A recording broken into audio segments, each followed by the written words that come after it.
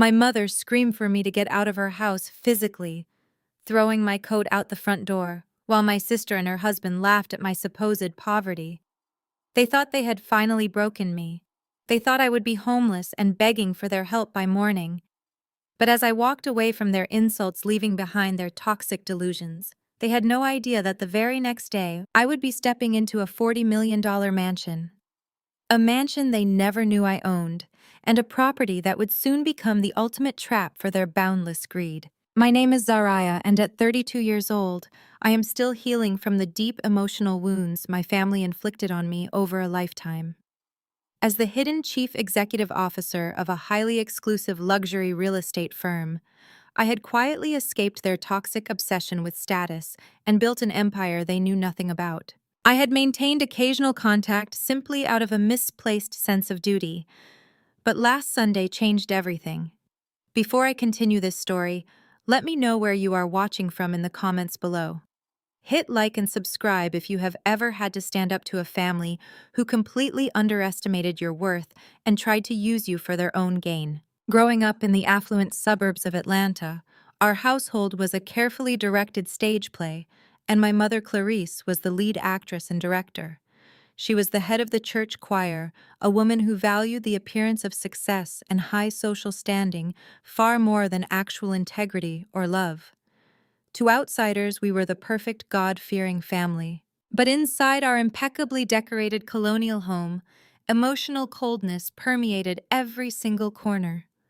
I was considered the family disappointment because I chose a path of quiet, grueling work rather than loud, flashy posturing. I built my career from the ground up, dealing with high-net-worth individuals and curating properties for billionaires. But to my family, I was just a struggling girl who moved furniture around for a living. My younger sister Nia was the golden child. She was everything my mother valued. Materialistic, loud, constantly flexing designer bags on social media, and married to a man who looked perfect on paper. Her husband Darius called himself a hedge fund manager. He wore flashy, tailored suits, drove a leased luxury car, and spoke in a constant stream of financial buzzwords that impressed the church congregation, but always sounded incredibly hollow to anyone who actually understood money. The immediate conflict that shattered our family forever began right after a grueling 3-hour Sunday church service. We were all gathered around my mother's polished mahogany dining table for our traditional Sunday dinner. The smell of roasted chicken, collard greens, and sweet potato pie filled the room, giving the false illusion of a warm family gathering. But the tension in the room was already thick. Darius had been dominating the conversation for 20 minutes, loudly bragging about a new wealth management fund he was launching. When Darius first brought up the gala, he spent an agonizing amount of time describing the floral centerpieces, the imported champagne he planned to serve, and the local politicians he intended to invite. He painted a picture of absolute luxury, a lifestyle he believed was his ultimate birthright. Nia sat next to him, nodding along like a dutiful disciple, occasionally interrupting to mention what designer gown she planned to purchase for the occasion. They were completely intoxicated by their own delusions of grandeur. I sat there quietly pushing a piece of sweet potato pie around my plate, calculating the obvious financial holes in his story. I worked with genuine billionaires daily. I knew exactly how real wealth operated. Real wealth was silent, calculated, and legally secure. Darius was loud, desperate, and sweating through his expensive cologne. He leaned back in his chair, swirling his iced tea with a deeply arrogant smirk on his face. He announced to the table that he needed to host a massive, highly exclusive investor gala to officially launch his fund and secure millions in capital. But then came the catch. He sighed dramatically, adjusting his tacky gold watch. He claimed that because he was making such massive market moves, all of his liquid assets were temporarily tied up in offshore accounts and complex investment portfolios. He needed a massive cash deposit right away to secure a suitable venue for this elite gala, and he simply could not access his own millions. That was when my mother Clarice reached into her leather church tote bag. She pulled out a thick stack of legal documents and pushed them aggressively across the table until they rested right next to my dinner plate. I looked down at the bold print on the first page. It was a legally binding collateral agreement for a high-interest commercial loan. Clarice looked at me with cold, demanding eyes. She told me that family steps up when a loved one is on the verge of greatness. She demanded that I sign the papers using my small two-bedroom condo as the sole collateral to secure a high-risk short-term loan so Darius could rent his luxury party venue.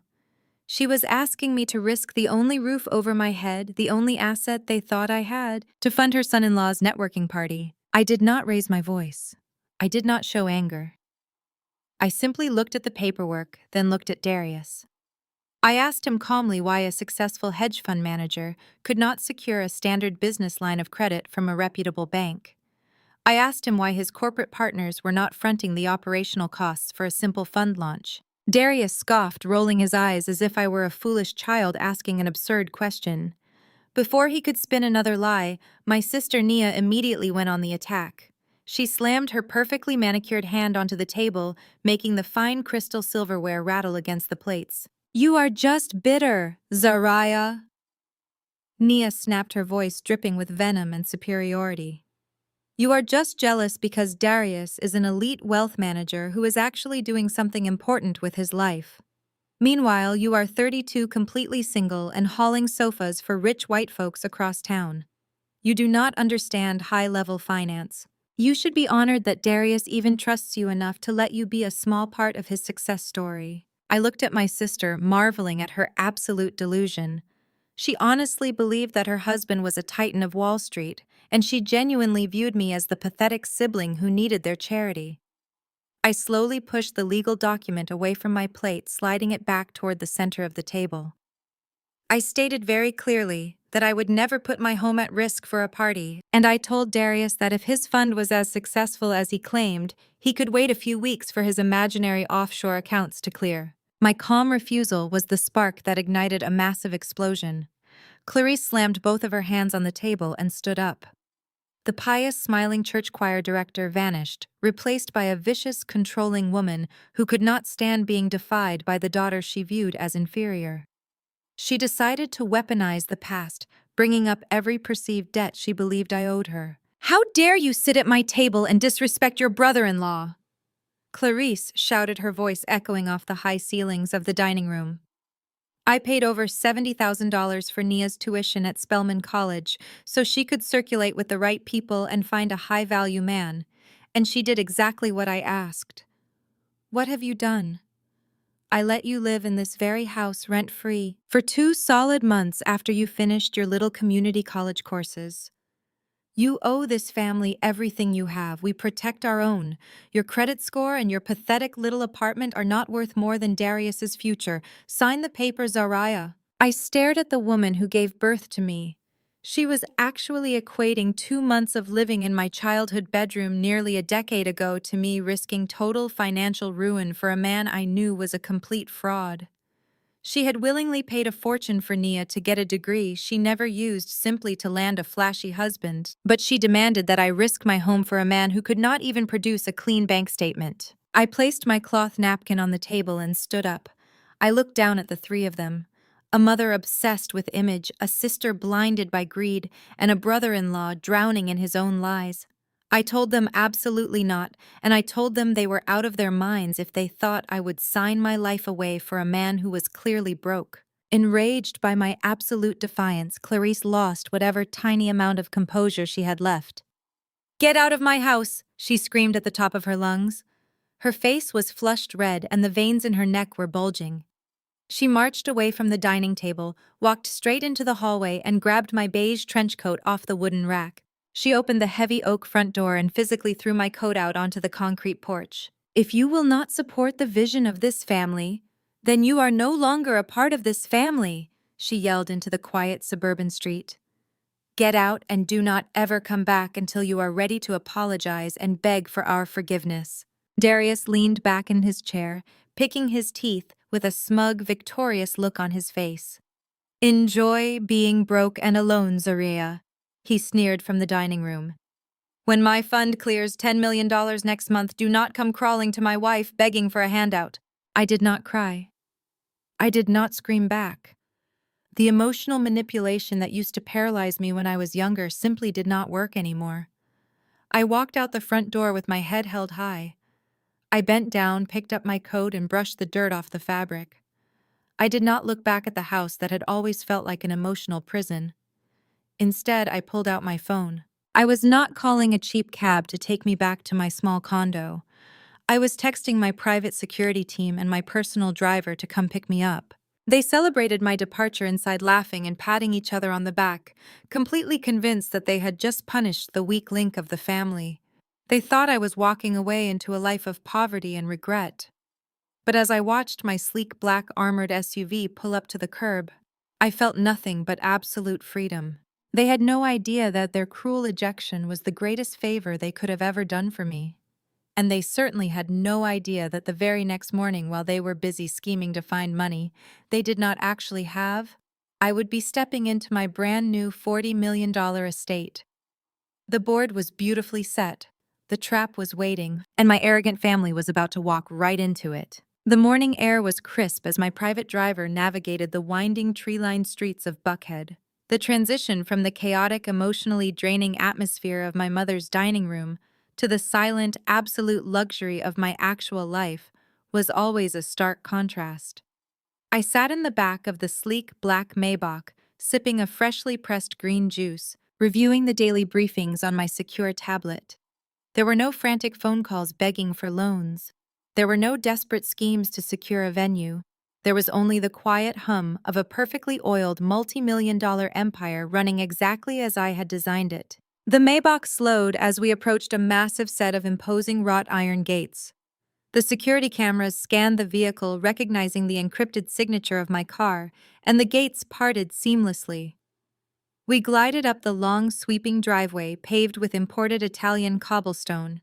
At the end of the drive stood my latest acquisition. It was a breathtaking $40 million ultra-modern mansion, a masterpiece of glass, steel, and architectural brilliance that sat on 8 acres of prime Atlanta real estate. My driver opened the door and I stepped out onto the pristine driveway. I was wearing a tailored charcoal gray power suit and a pair of Christian Louboutin heels that clicked sharply against the stone. I took a deep breath, letting the magnitude of the property wash over me. My family genuinely believed I was waking up in a cramped 2-bedroom apartment, stressing over how to pay my electric bill. They thought the coat my mother threw on the porch was the only valuable thing I owned. They had no idea that I held the keys to the most exclusive properties in the entire state of Georgia. I walked through the massive double doors and stepped into the grand foyer. The ceiling soared 30 feet high, bathing the space in natural light. My lead assistant, Julian, was already waiting for me with a clipboard and a flawless cup of espresso. Julian was impeccably dressed, highly efficient, and fiercely loyal.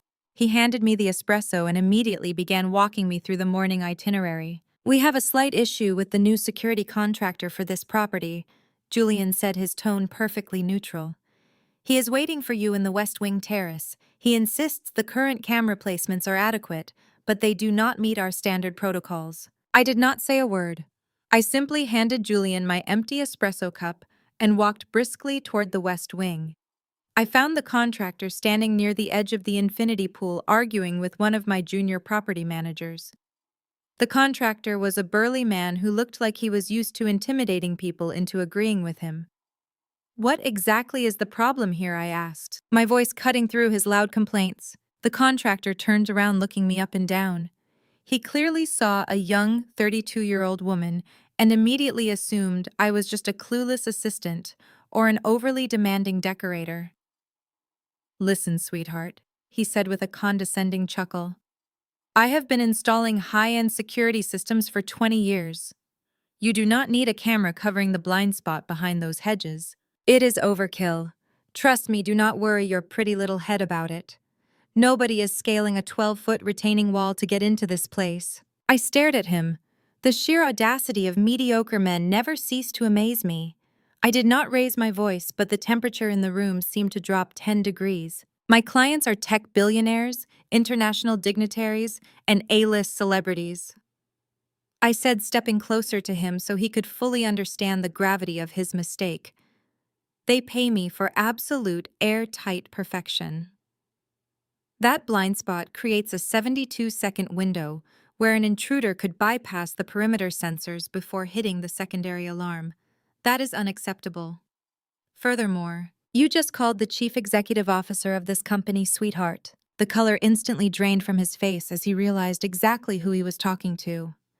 I turned to Julian, who was standing quietly holding the clipboard. Fire him, I instructed, without breaking eye contact with the contractor.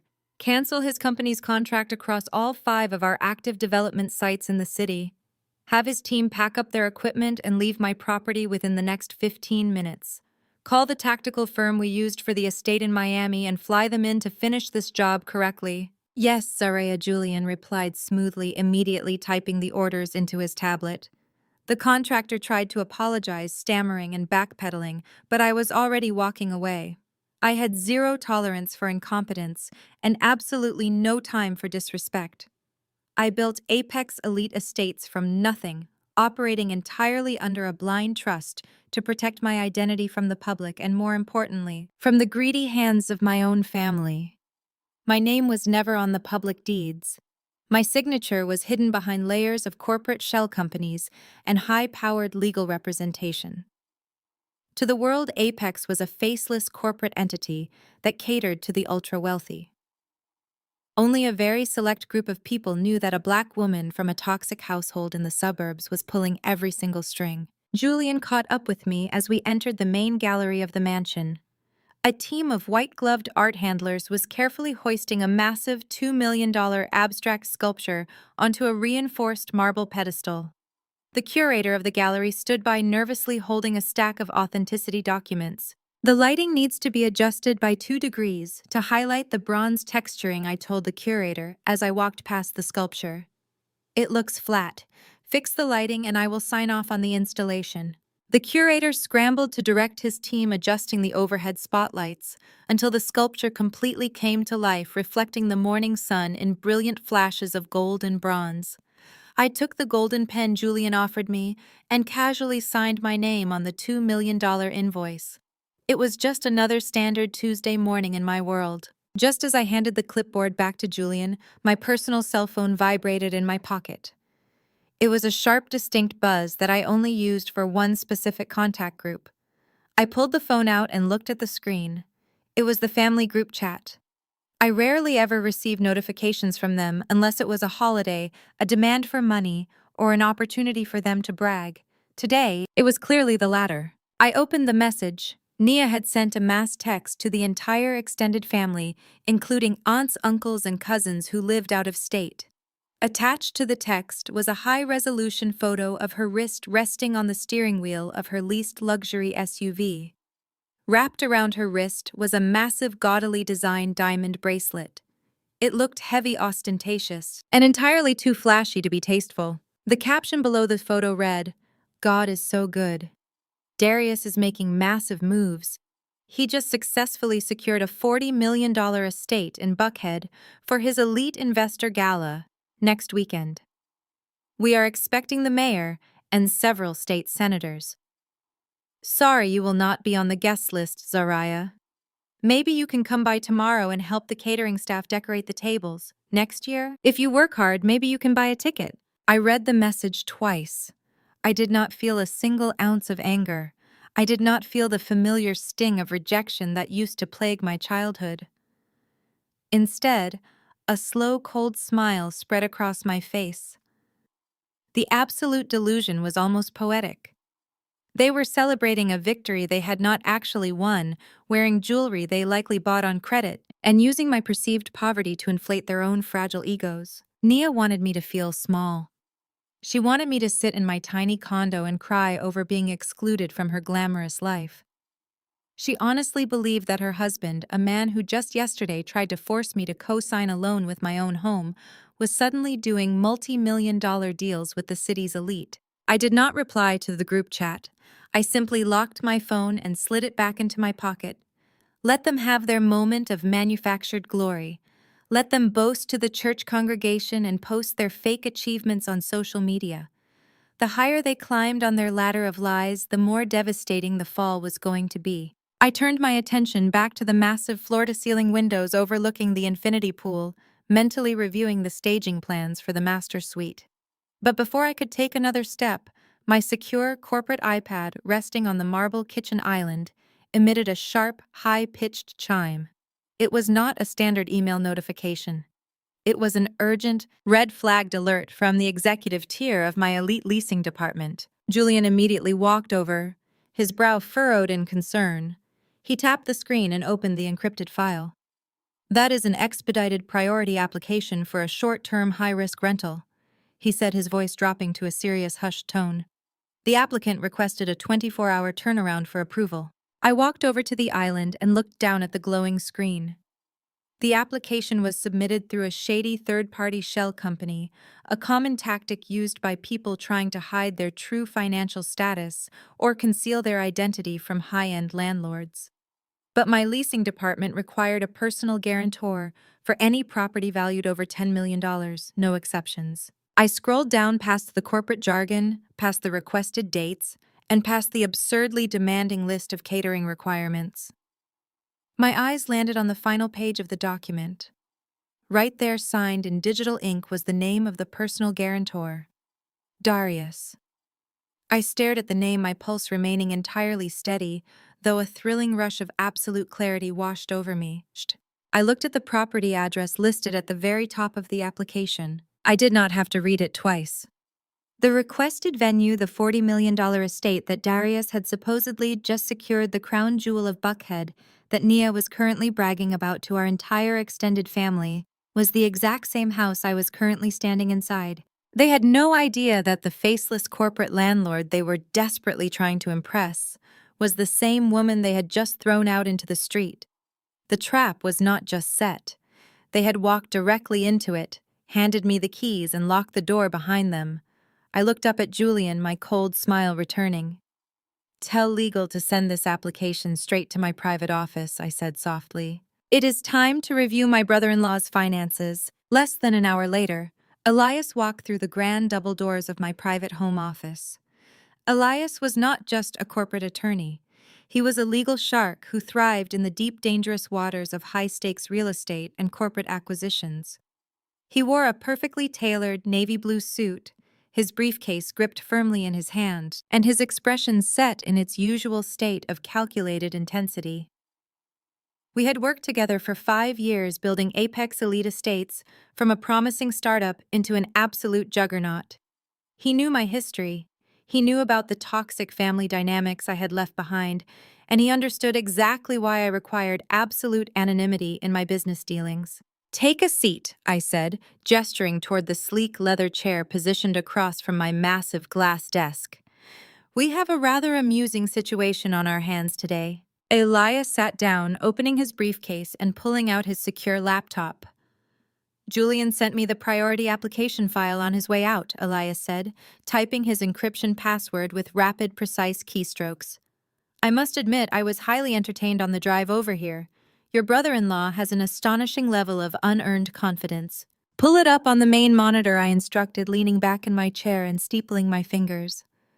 "Let us see exactly how Darius plans to pay for this little fantasy of his." Elias tapped a key and the digital application illuminated the large flat screen mounted on the wall.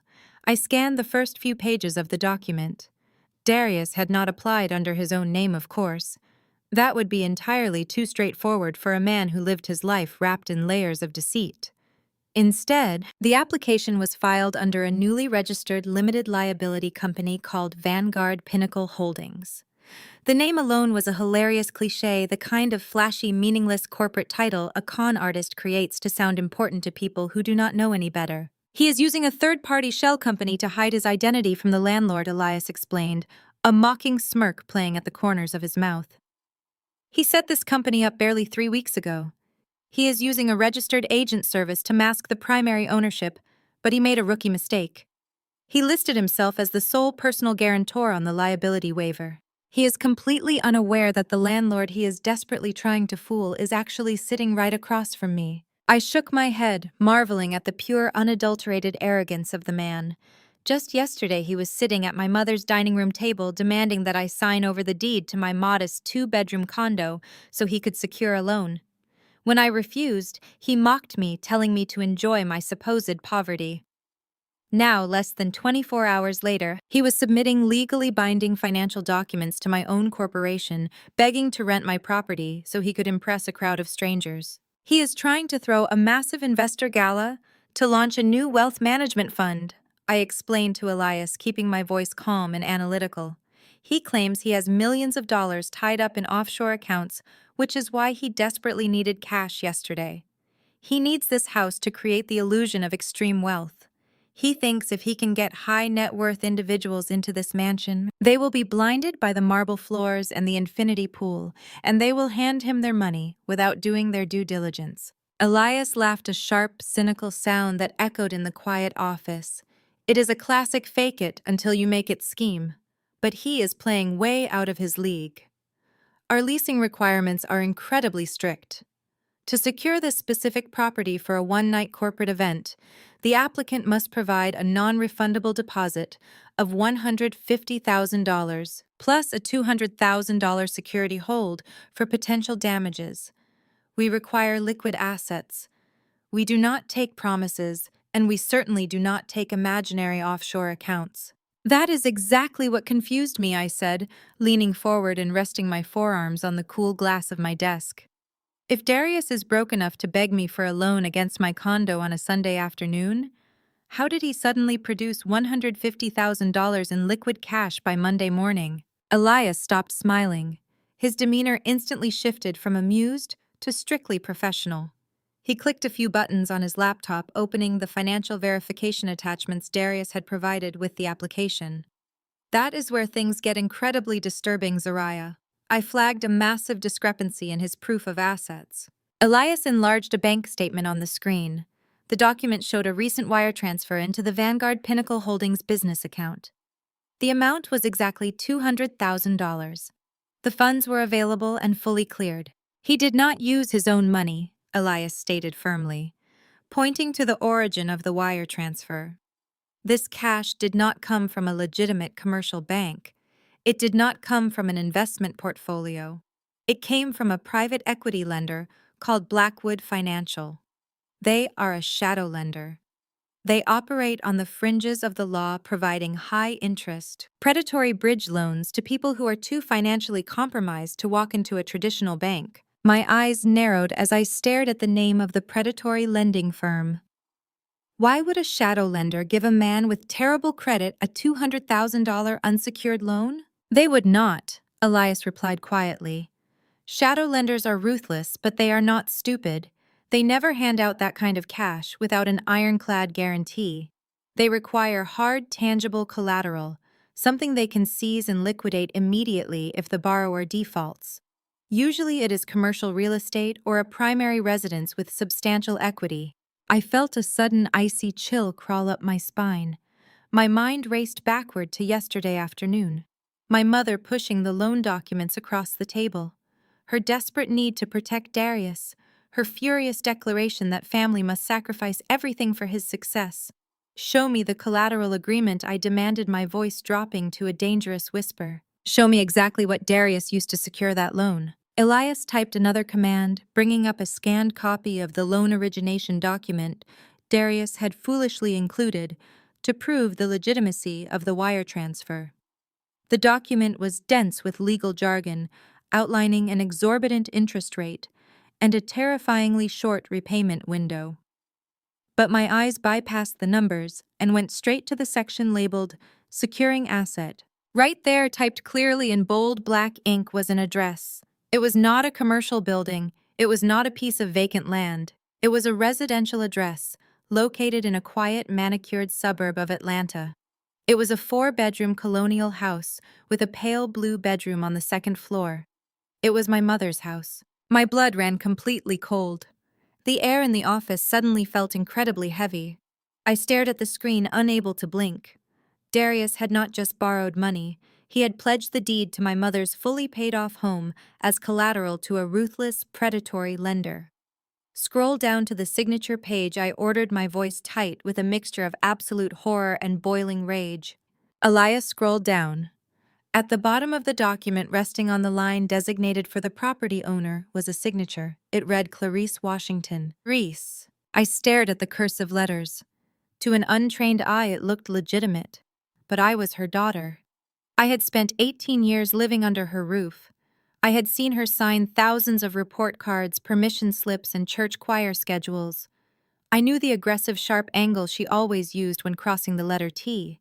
I knew the elaborate looping flourish she added to the capital C. The signature on the screen had neither of those distinct characteristics. The strokes were hesitant, slightly shaky, and entirely too perfectly rounded. It was a glaring, undeniable forgery. "That is not my mother's handwriting," I said, the words falling from my lips like heavy stones. "He forged her signature." Elias exhaled slowly, leaning back in his chair. "If that is true, then your brother-in-law has just crossed the line from a pathetic wannabe into a full-blown federal criminal. He committed felony wire fraud, bank fraud, and forgery. He illegally leveraged a property he does not own to secure a massive cash loan from a lender that will absolutely destroy that house the second he misses a payment." The sheer magnitude of his betrayal washed over me in waves. Yesterday, my mother had physically thrown me out of her house screaming that I was useless because I refused to risk my tiny condo for him. She had defended Darius with her entire chest, calling him the future of the family.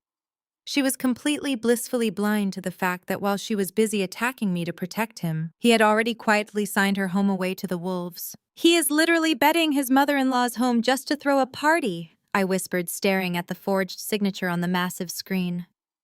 "He is risking the roof over her head, the house she worked her entire life to pay off, just to rent my mansion for one night so he can pretend to be a billionaire." "And if this gala fails," Elias added grimly, "if he does not secure the millions in investor capital he is banking on, he will not be able to repay Blackwood Financial. They will file a lien against the property immediately. They will foreclose on your mother's house, and she will be out on the street with absolutely nothing." The irony was suffocating. Clarice had cast me out into the cold, thinking she was securing her golden child's future. Instead, she had handed the keys to her own destruction directly to the devil. She thought she was building a legacy, but she was actually financing a catastrophic illusion. I stood up from my desk and walked over to the floor-to-ceiling window, looking out over the pristine grounds of the $40 million estate I owned free and clear. I thought about Naya, currently sending out text messages, bragging about this house, completely unaware that the diamonds on her wrist were bought with the stolen equity of her mother's home. I thought about Darius, sitting somewhere right now, grinning in a cheap suit, convinced he had outsmarted the entire world. They wanted to play high-stakes games with real estate. They wanted to destroy me to elevate themselves. But they had absolutely no idea that they were playing at a table where I owned the house, I dealt the cards, and I controlled the entire board. "Approve the application," I said, turning back to face Elias. My voice was no longer tight. It was completely calm, devoid of any hesitation or mercy. Elias raised an eyebrow, a predatory glint flashing in his eyes. "Are you entirely sure about that? We are knowingly allowing a fraudster to rent the property." "I am absolutely sure," I replied, walking back to my desk. "Approve his application. Take the $150,000 he stole from my mother's equity and lock it into our non-refundable corporate escrow account. Let him have his venue. Let him invite the mayor, the state senators, and every wealthy member of my mother's church congregation. Let them all put on their expensive gowns and their leased jewelry and walk through my front doors." Elias began typing rapidly, initiating the approval process.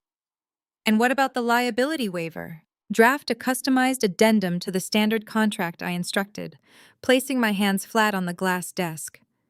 "Insert a strict, legally binding clause stating that any fraudulent financial activity, misrepresentation of identity, or illegal business practices conducted on the premises will result in immediate termination of the lease, forced eviction by private security, and total forfeiture of all deposits and assets associated with the event." Bury it deep in the legal terminology so his arrogant eyes glaze right over it. "Consider it done," Elias said, a dark smile spreading across his face. "He is desperate. He will sign anything you put in front of him without reading a single word." "Exactly I said softly, looking back at the forged signature glowing on the wall.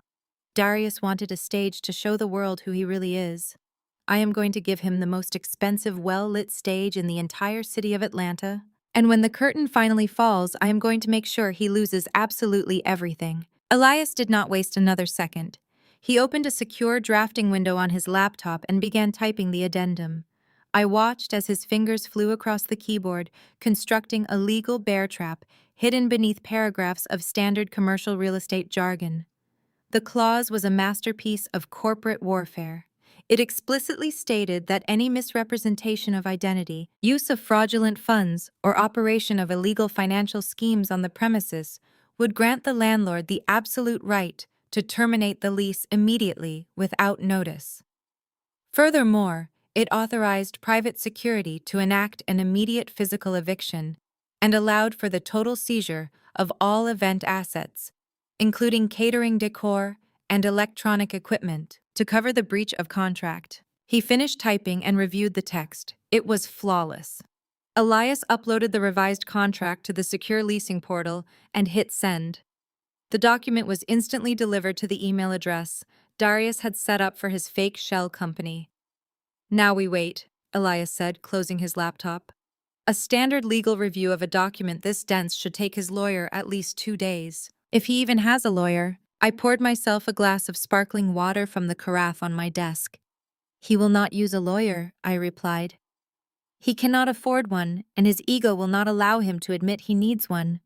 He is desperate to lock down this venue before his imaginary investors start asking questions. Less than 4 minutes later, Elias's laptop emitted a sharp, definitive ping. We both looked at the screen. A digital confirmation receipt had just materialized in the inbox. Darius had signed the contract. He had applied his digital signature to all 42 pages of the agreement, in less time than it takes to make a cup of coffee. He had not read a single word of the addendum. He just signed his own execution order, Elias murmured, shaking his head in a mixture of disbelief and professional satisfaction. He is officially legally bound to every single term. Elias packed up his briefcase, shook my hand, and left the office to initiate the background checks on the guest list Darius had submitted.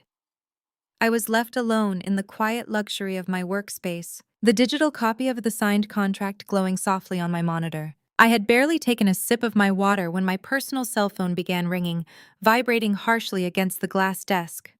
I glanced at the caller identification.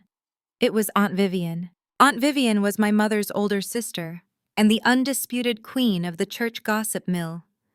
In the toxic ecosystem of our extended family, she played the role of the ultimate enabler and the primary flying monkey. Whenever my mother felt slighted, or whenever the family narrative needed to be violently enforced, Vivian was dispatched to do the dirty work. She was a woman who lived for drama, cloaking her cruelty in religious platitudes and fake concern. I let it ring 3 times before I calmly swiped the screen to answer. "Hello, Aunt Vivian," I said, keeping my voice entirely neutral. "Zariah." Vivian snapped, not bothering with any pleasantries. Her voice was shrill and vibrating with self-righteous indignation. "I have just spent the last hour on the phone with your mother. She is completely distraught. She is practically in tears because of your selfish, jealous behavior yesterday." I leaned back in my leather chair, staring out the window at the manicured lawns of my estate. "Is she distraught?" I asked smoothly. "Or is she just angry that I refused to give up my home to fund a scam?" "Do not you dare use that tone with me!"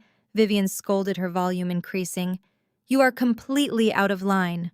Your mother raised you. She put a roof over your head. And the one time she asks you to step up and support your family, you disrespect her and walk out. You are actively trying to sabotage your brother-in-law because you cannot stand to see someone else succeed. You are jeopardizing Darius's blessings, Araya. He is on the verge of bringing generational wealth into this family, and you are throwing a childish tantrum over a simple signature." "Generational wealth," I repeated, almost laughing at the absolute absurdity of the phrase. Vivian Darius does not have generational wealth. He does not even have enough money to rent a building without begging for a cosigner. "That is a temporary cash flow issue," Vivian countered quickly, reciting the exact lie my sister had undoubtedly fed her. His millions are tied up in offshore investments. It is high-level finance, something you clearly do not understand given your line of work. He is securing a $40 million estate for his gala next week. He has the mayor coming. He has state senators coming. He is operating at a level you could never even dream of reaching. And instead of being proud, you are being bitter. The entire church congregation is talking about your jealousy. It is an embarrassment to our family name. I listened to her rant analyzing the layers of delusion. They were all so desperate to believe in the fantasy. They needed Darius to be a millionaire so they could feel superior by association. They were willing to overlook every red flag, every financial discrepancy, and every obvious lie just to maintain the illusion of status. So if I am such an embarrassment, why are you calling me? I asked quietly. If Darius is so wildly successful and my mother is so deeply offended by my presence, what is the purpose of this conversation? There was a brief pause on the line. I could hear Vivian taking a deep, dramatic breath, preparing to deliver the ultimate ultimatum. Your mother is a forgiving woman. Vivian began, her tone shifting from aggressive to fiercely patronizing.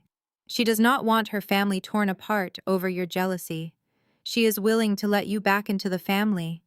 She is willing to overlook your massive disrespect from Sunday dinner, but only if you are willing to humble yourself and prove that you actually support this family's success. I waited, saying absolutely nothing. Nia and Darius need extra staff for the gala next week.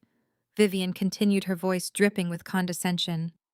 They have hired elite caterers and high-end security, but they need someone they can trust to handle the front entrance.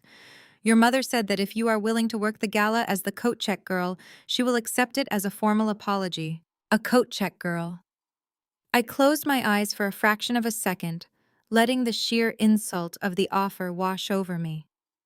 My mother, the woman whose home was currently leveraged to a predatory shadow lender without her knowledge, wanted me to stand in the foyer of my own $40 million mansion and take the coats of the people Darius was trying to scam.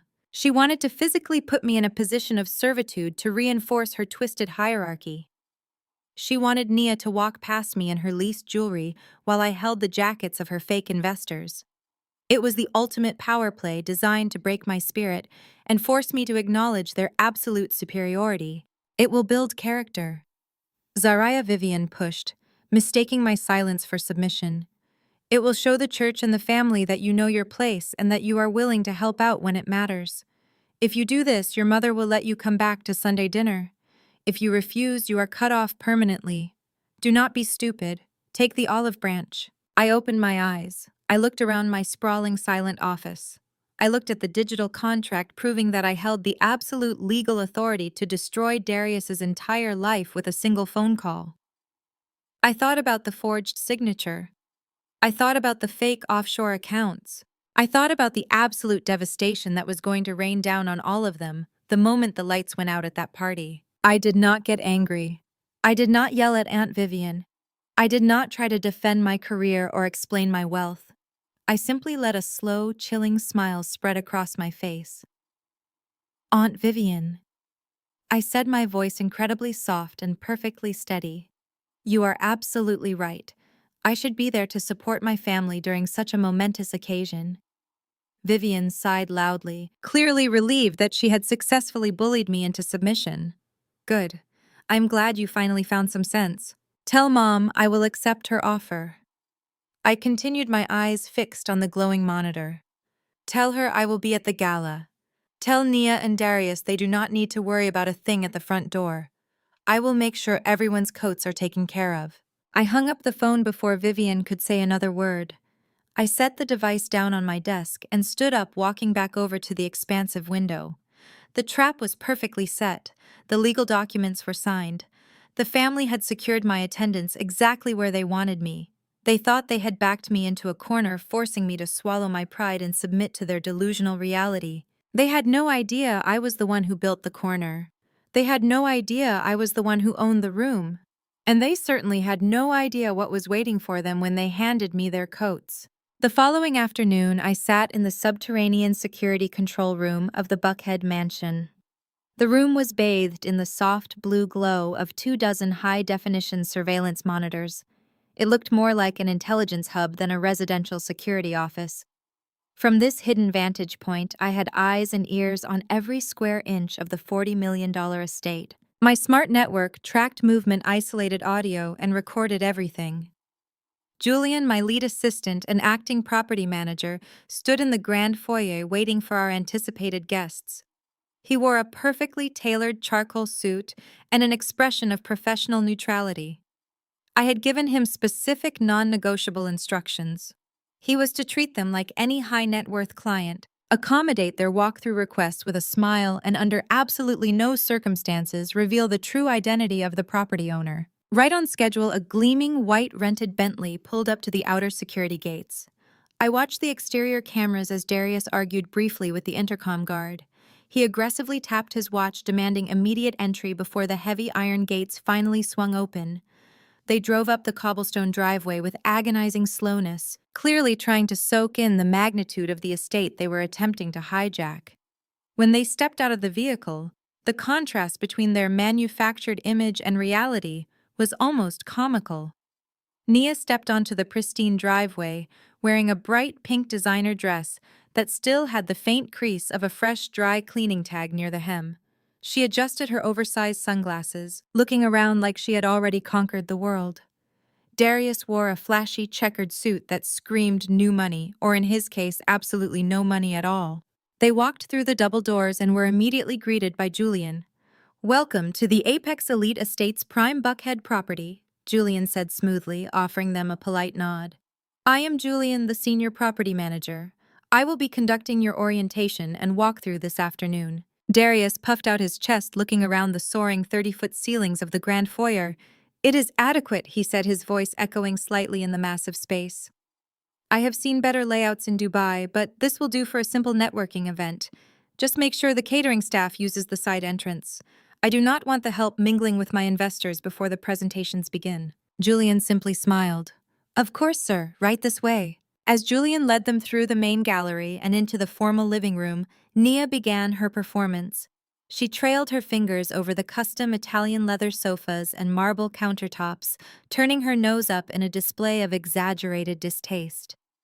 She was trying to act like a woman accustomed to this level of luxury, but her overly critical remarks only exposed her deep insecurity. "The owner clearly has no taste whatsoever," Nia announced loudly, gesturing toward a priceless antique Persian rug. "Who uses this much beige in a modern build? It feels incredibly sterile. I bet the owner is just some old lonely woman with too much money and zero sense of style. She probably sits in this giant house all by herself, hoarding her wealth because she has absolutely nobody to share it with." I sat alone in the control room sipping my iced coffee, watching her through camera 4. Her desperate need to put others down to elevate herself was a trait she had inherited directly from our mother. Darius chuckled, wrapping an arm around her waist. "Do not worry, baby," he said, kissing her cheek. "Once my fund crosses the $100 million mark, we will buy a place twice this size and let you decorate it properly. We will not have to rent from these faceless corporate entities anymore." Nia sighed dramatically, leaning into him. "I just cannot help but think about Zaraya when I see places like this. Can you imagine her trying to survive in a house this big? She could never even afford to clean these floors, let alone live here. It is honestly sad how different our paths turned out. Mom always said Zaraya lacked vision. I guess she was right. I just hope she does not embarrass us tomorrow night when she is taking the coats." Julian guided them past the living room and into the catering kitchen, politely ignoring their arrogant commentary. He pointed out the appliances and staging areas required for their event staff. He handed Darius a digital tablet containing floor plans, maintaining professional composure even as Nia loudly complained about the marble backsplash.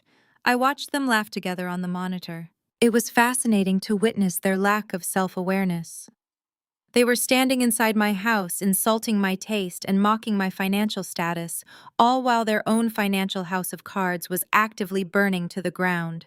While Julian was explaining the logistics of the service elevators to Nia, Darius began to look anxious. His phone had been vibrating relentlessly in his pocket since they walked through the front door.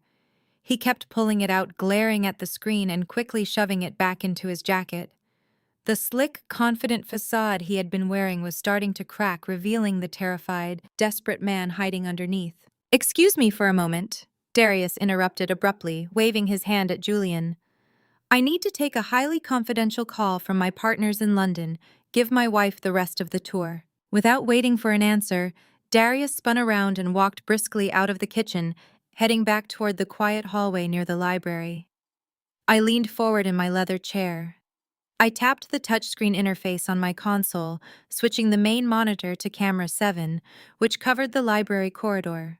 I dialed up the sensitivity on the hidden directional microphone embedded in the ceiling directly above him. Darius paced back and forth, his face pale and sweating. He looked over his shoulder to make sure he was alone before finally answering the call. His voice was no longer loud and arrogant. It was hushed, frantic, and trembling with fear. "I told you not to call me during business hours," Darius hissed into the phone. "I am handling it. I am standing inside the venue right now. Everything is perfectly set for tomorrow night." I could not hear the voice on the other end of the line, but I did not need to. The panic radiating from Darius told me exactly who he was talking to. It was not a partner in London. It was a debt collector. More specifically, it was likely someone representing Blackwood Financial, the shadow lender holding the forged deed to my mother's house. "Listen to me," Darius pleaded, running a hand over his face. "You have my collateral. You have the house. There is absolutely zero risk here. You just have to give me 48 hours.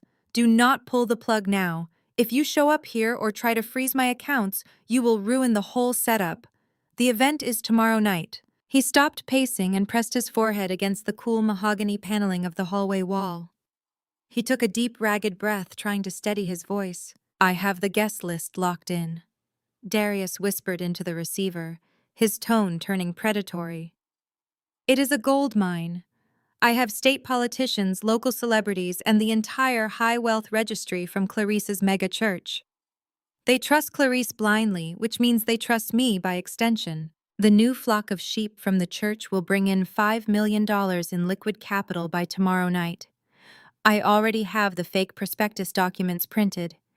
As soon as the checks clear the holding account, you will get your cut. You will get everything I owe you plus the penalty fees. Just back off and let me fleece these people." My hand froze over the control console. The blood roared in my ears. I stared at the monitor, processing the sheer magnitude of what I had just heard. This was not just a man faking his wealth to look important. This was not a simple matter of renting a house he could not afford to throw a flashy party. Darius was orchestrating a massive financial crime right inside my home. He was running a Ponzi scheme. He was using his mother-in-law's prominent position in the church to target her wealthy friends. He planned to take their money, funnel it into his shell companies, pay off his predatory loans, and leave innocent people completely ruined. He hung up the phone, adjusting his tie and smoothing his suit jacket. He took a deep breath, pasting his fake smile back onto his face before walking back to the kitchen to rejoin his wife. He thought he had bought enough time to execute his grand scheme. He thought he was the smartest man in the room.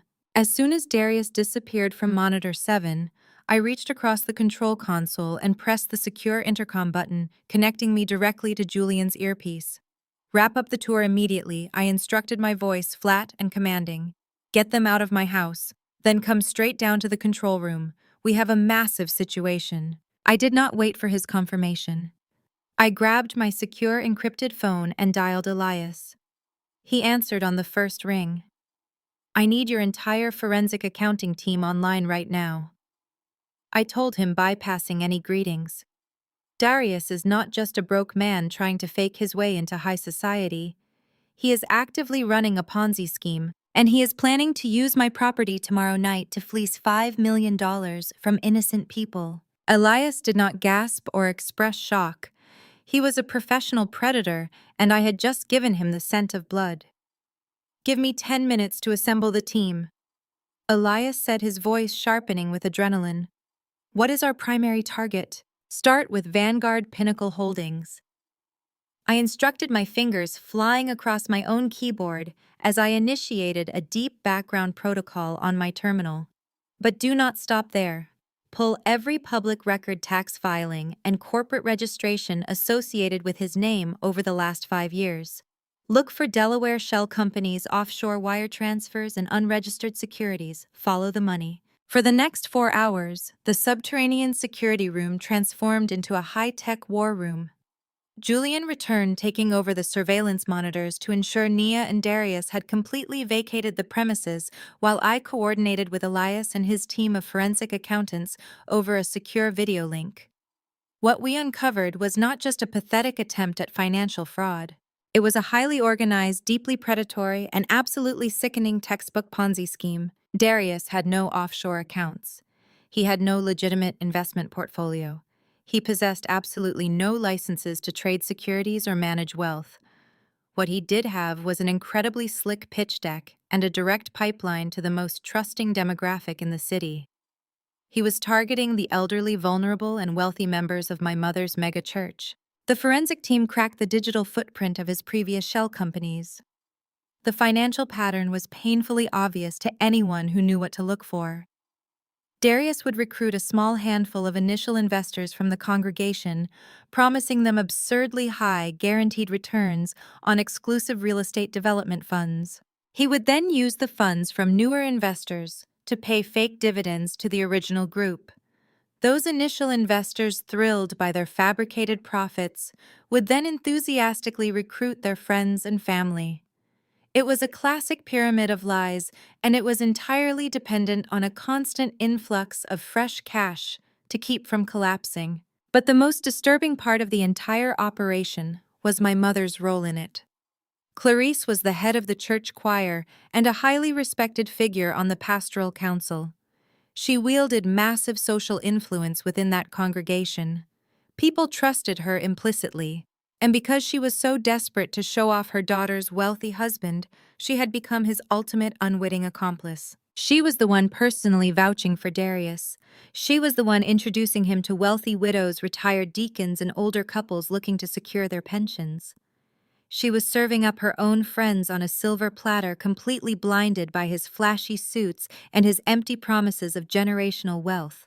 I stared at the list of names Elias transmitted to my screen. These were not faceless corporate entities. I recognized these names. Mrs. Gable, the sweet older woman who used to give me hard candies during Sunday school, had already invested $50,000.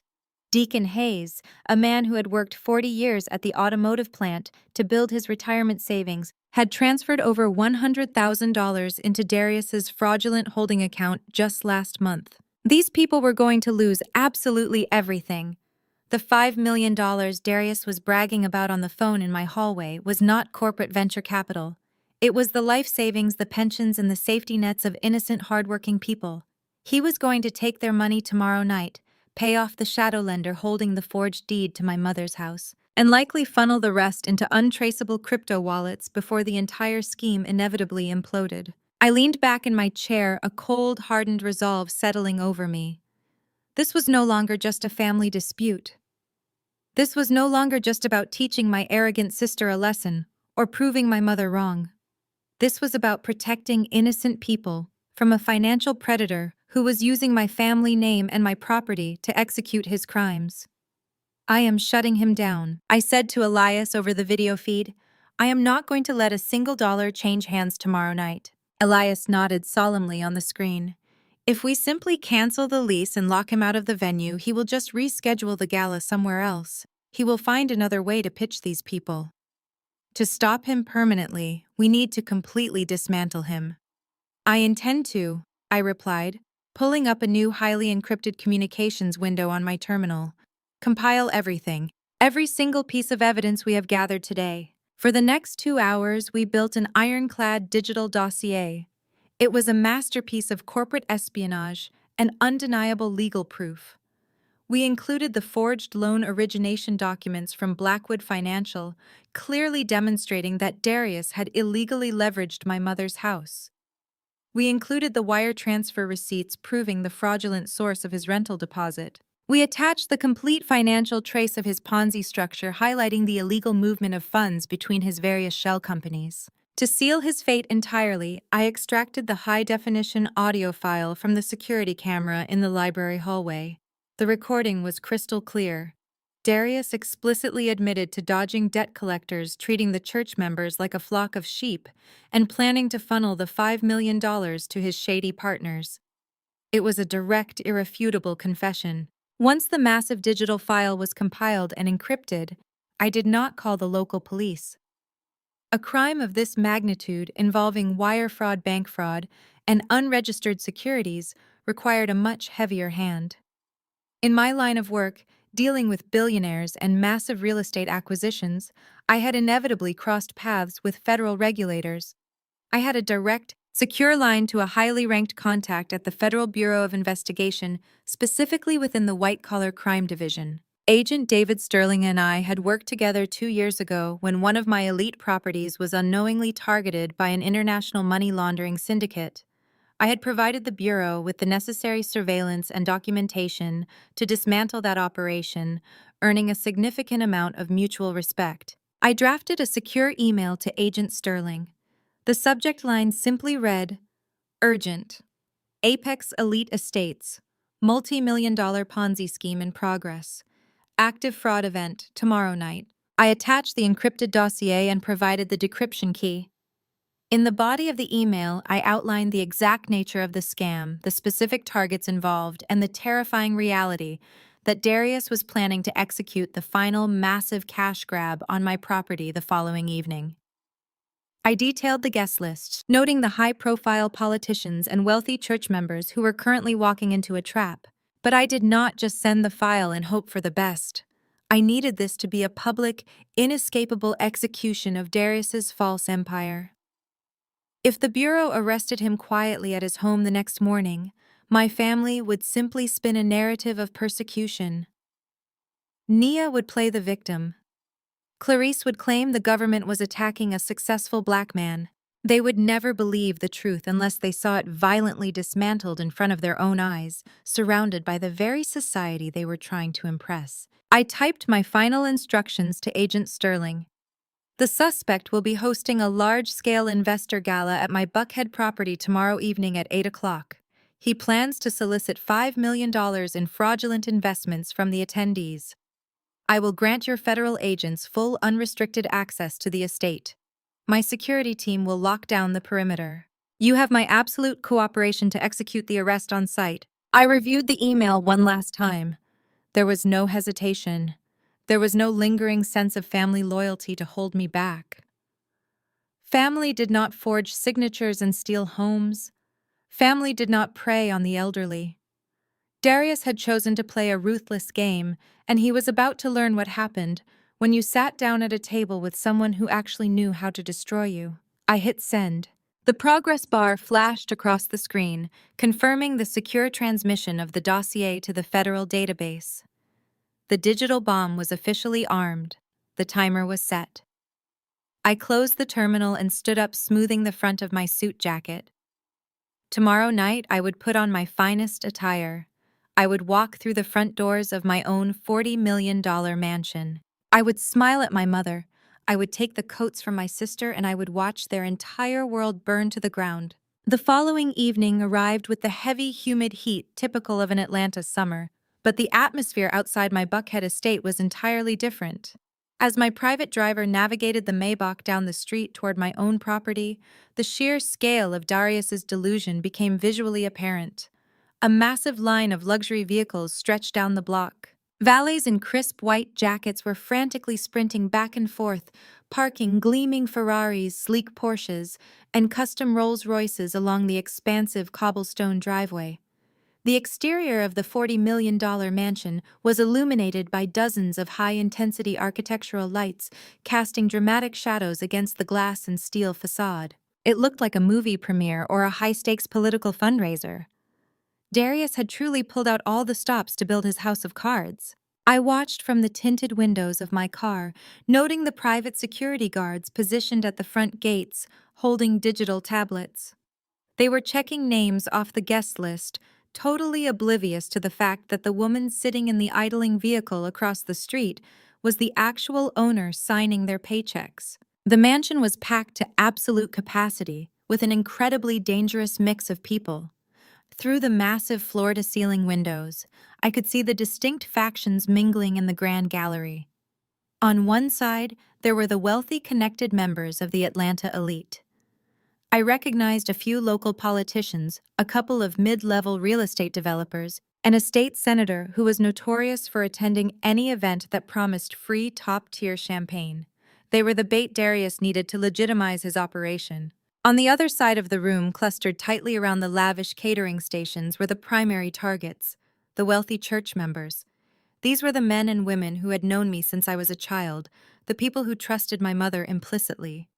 They wore their Sunday best, looking slightly intimidated by the soaring 30-foot ceilings and the $2 million abstract sculpture I had approved just yesterday.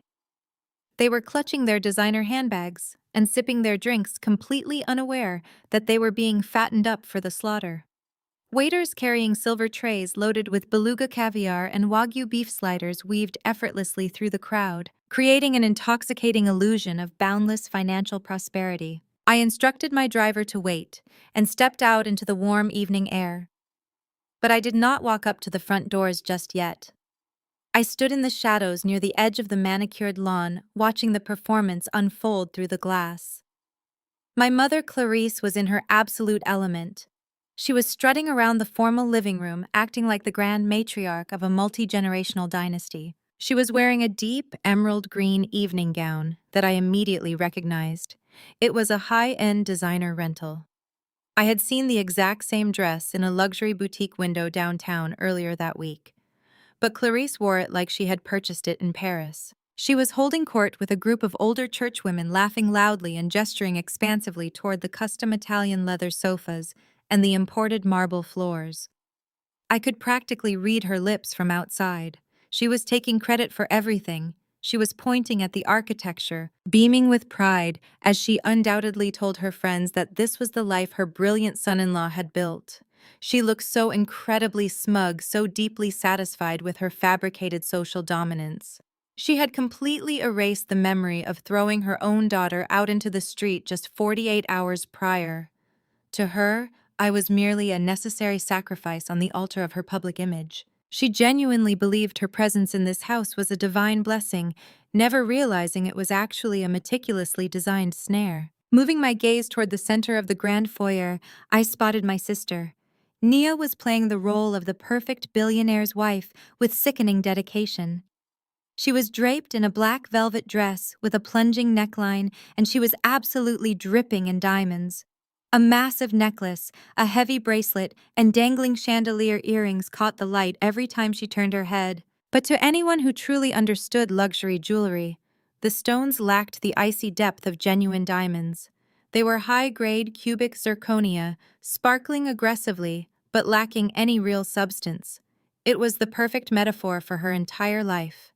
She clung tightly to Darius's arm, flashing brilliant smiles at the politicians and aggressively networking with the wives of the wealthy deacons. Darius himself looked like a man standing on the edge of a sheer cliff.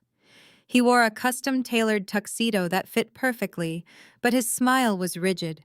He was sweating slightly around his hairline, constantly checking his phone and scanning the room with manic energy. I watched him corner a retired surgeon from the congregation, placing a heavy hand on the older man's shoulder, smiling like a shark as he likely pitched his fraudulent investment fund. He was hunting. He was calculating exactly how much cash was standing in the room and praying the federal authorities were not watching. He had no idea that his executioner was currently admiring his suit from the lawn. I smoothed the lapels of my custom Tom Ford power suit. I was not wearing a cheap polyester uniform. I was not hiding in the back room organizing coats. I was wearing a razor-sharp tailored black suit with a plunging silk camisole underneath, paired with my signature Louboutin heels. I looked exactly like what I was, a wealthy, untouchable chief executive officer. I walked up the cobblestone driveway, my heels clicking rhythmically against the stone, cutting through the noise of the valets and the idling engines. I bypassed the line of guests waiting at the security checkpoint. The head of the private security detail stepped forward to block my path, looking down at his tablet with a stern expression. "Excuse me, miss," he said, firmly raising a hand to halt my progress. "I need to see your invitation before you can proceed to the main entrance." I did not stop walking. I simply looked him directly in the eye and spoke in a low, commanding tone. "I am Zariah Washington. You are operating on an Apex Elite Estates property. Step aside." The guard instantly recognized the name of the corporate entity that held his contract. His eyes widened, his posture stiffening as the realization hit him. He immediately stepped back, opening the heavy glass door for me, with a deeply respectful nod, completely ignoring the confused murmurs of the people waiting in line behind me. I walked into the grand foyer of my own home. The air inside was thick with the scent of expensive perfume, roasted hors d'oeuvres, and desperate ambition. The string quartet playing in the corner was nearly drowned out by the overlapping chatter of 100 guests. For a brief moment, no one noticed me. I walked over to the nearest passing waiter, plucked a flute of vintage champagne from his silver tray, and took a slow, deliberate sip. I let the cold, crisp liquid coat my throat as my eyes swept across the room, taking inventory of the players on the board. Then out of the corner of my eye, I saw the exact moment Nia spotted me. She had been laughing at a joke made by the mayor's chief of staff, throwing her head back in an exaggerated display of amusement. But her smile instantly vanished, replaced by a look of absolute horror and boiling rage. She excused herself abruptly and marched straight toward me, her heels stomping aggressively against the marble floor.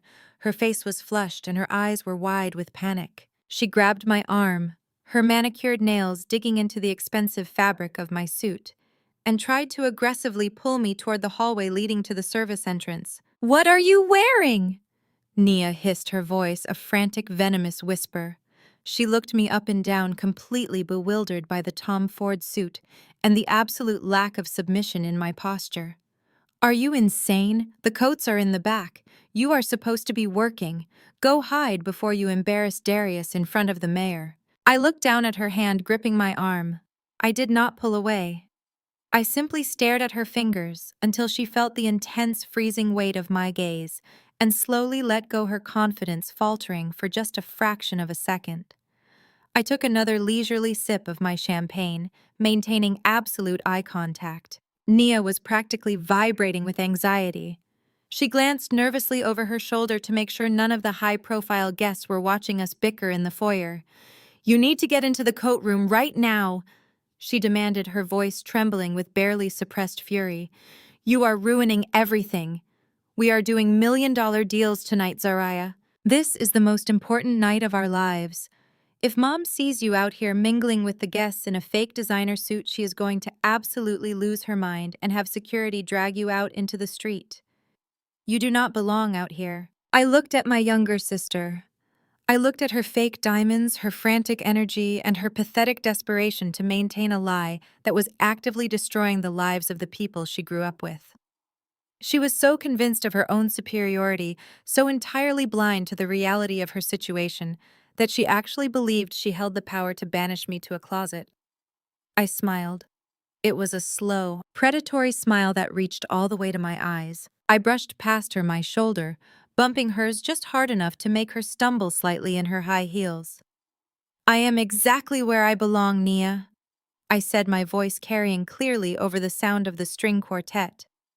I continued walking straight into the center of the formal living room, leaving her standing frozen in the foyer. Her jaw completely slacked as she watched me confidently enter the crowd.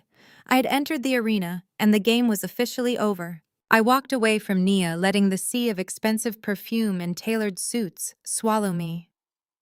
The grand gallery of my home was buzzing with the kind of frantic energy that always precedes a major financial transaction. I moved gracefully through the room, occasionally nodding at a familiar face from my mother's church, though none of them recognized me in this context. To them, I was just another wealthy investor, another shark swimming in the deep end of the pool. I positioned myself near the base of the grand staircase, a prime viewing spot for the performance I knew was about to begin. The string quartet finished their set, their final notes hanging in the humid air, and the ambient lighting in the room dimmed slightly.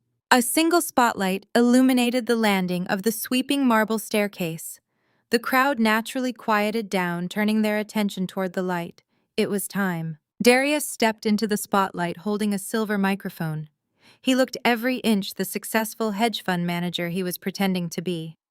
His posture was relaxed, his smile bright and perfectly practiced. Nia stood 2 steps below him, gazing up at him with an expression of absolute adoration that made my stomach turn. He tapped the microphone twice. The soft thumping sound echoed through the massive foyer, commanding total silence. He welcomed everyone to what he called the inaugural gathering of the Vanguard Pinnacle Holdings Inner Circle.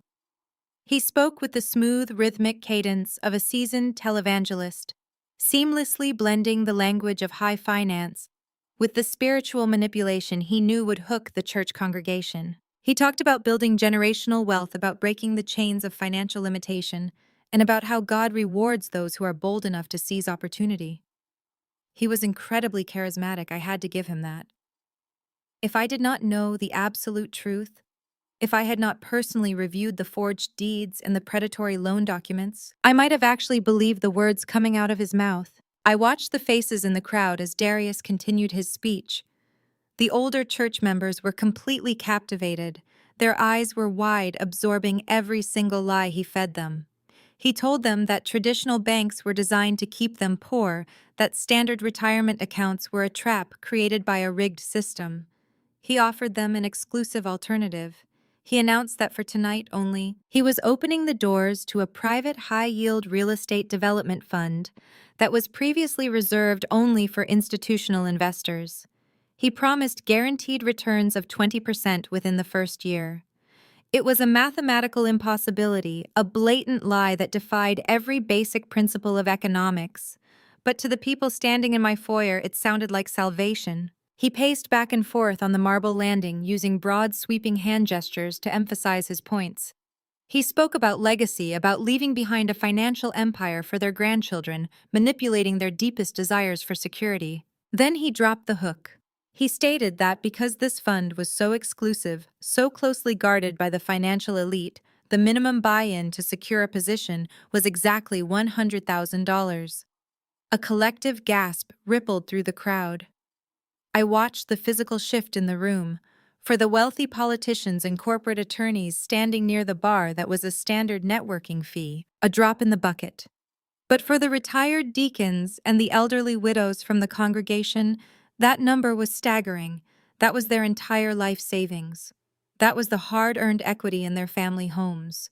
That was the safety net they had spent 4 decades building. And Darius, wearing a suit paid for by a predatory shadow loan, was asking them to hand it over to a completely fabricated shell company with a smile. He paused, letting the magnitude of the number settle over the room. He looked out over the sea of faces, his chest puffed out with arrogant pride. He was completely intoxicated by his own perceived power. He felt like a king holding court in his castle. But a king always needs a peasant to highlight his royalty. He needed a prop, a physical representation of the failure he was warning them against.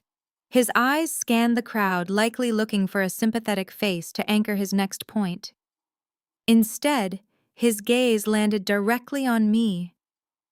I was standing in the second row of the crowd, my arms relaxed at my sides. My Tom Ford suit, cutting a sharp silhouette against the soft lighting.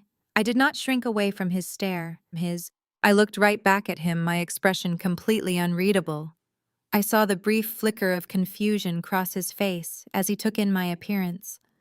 I did not look like the broke, struggling sister-in-law he had expected to see wearing a coat check uniform. But Darius was too far gone. His ego was writing checks his reality could not cash. Instead of ignoring me and continuing with his pitch, he decided to double down. He decided to use me as his ultimate cautionary tale. He gripped the microphone, his smile widening into a condescending smirk. "You know, building this kind of wealth requires a specific mindset," Darius said, his voice booming through the state-of-the-art sound system I had personally installed. "It requires vision. It requires the willingness to support those around you. Not everyone has that mindset. In fact, some people actively fight against it." He raised his free hand and pointed a single, perfectly manicured finger directly at me. The spotlight seemed to bleed slightly, casting a harsh glow in my direction. Take my sister-in-law Zariah, for example, he announced to the entire room. The collective gaze of 200 people suddenly shifted toward me. I felt the weight of their stares, a heavy, suffocating pressure that would have crushed the girl I used to be. Look at her, Darius continued, his tone dripping with fake pity. She has struggled her whole life.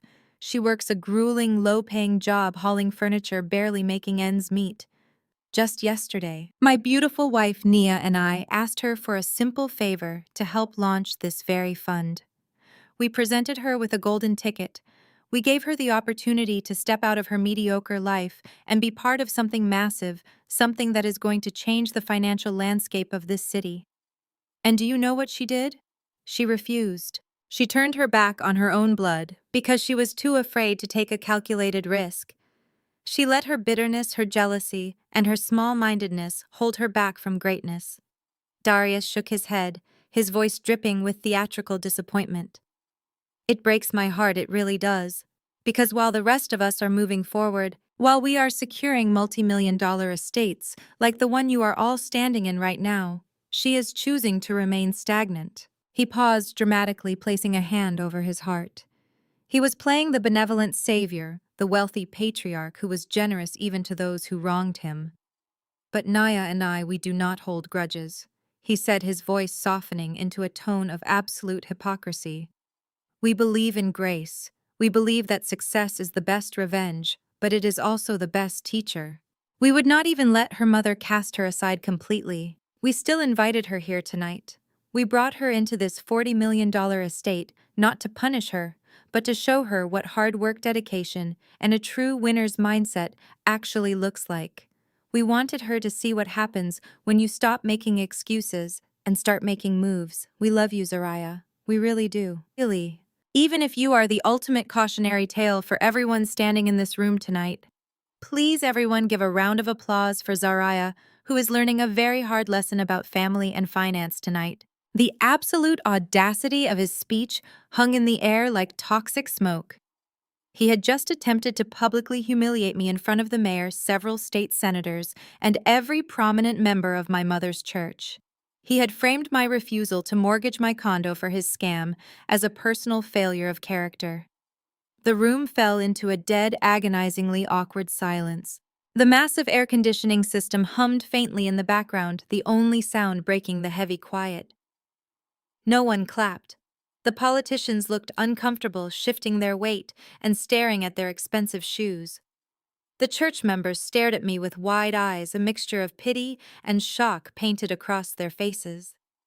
I glanced over at my mother, Clarice. She was standing near the front, flanked by her choir friends.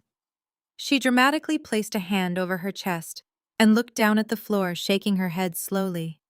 She was covering her face in mock embarrassment, playing the role of the heartbroken mother who was tragically burdened by a failure of a daughter.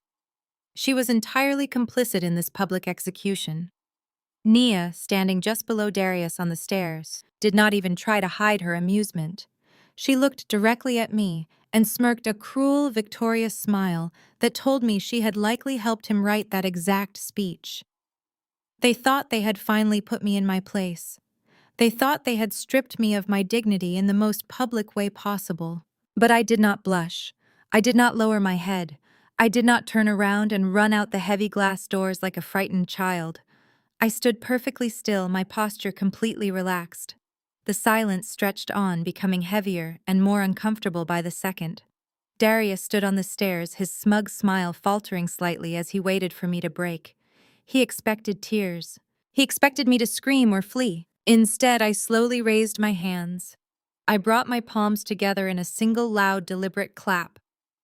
The sharp sound echoed through the silent grand foyer like a gunshot. I pulled my hands apart and brought them together again. Clap. I did not speed up. I kept the rhythm slow, steady, and dripping with absolute freezing condescension. Clap. I tilted my head slightly, my eyes locking onto his. I looked right through his flashy tailored suit, right through his fake designer watch, and his desperate bravado, straight into the terrified core of the fraud he truly was. I knew the federal agents were already staging their vehicles down the street.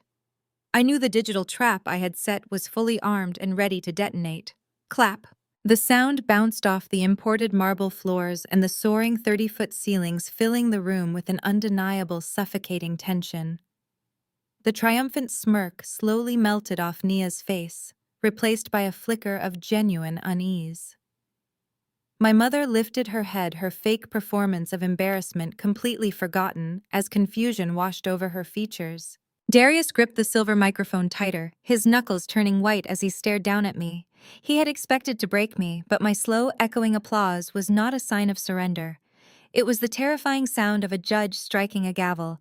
It was the countdown to his absolute destruction. I let the final echo of my applause fade into the heavy air of the foyer.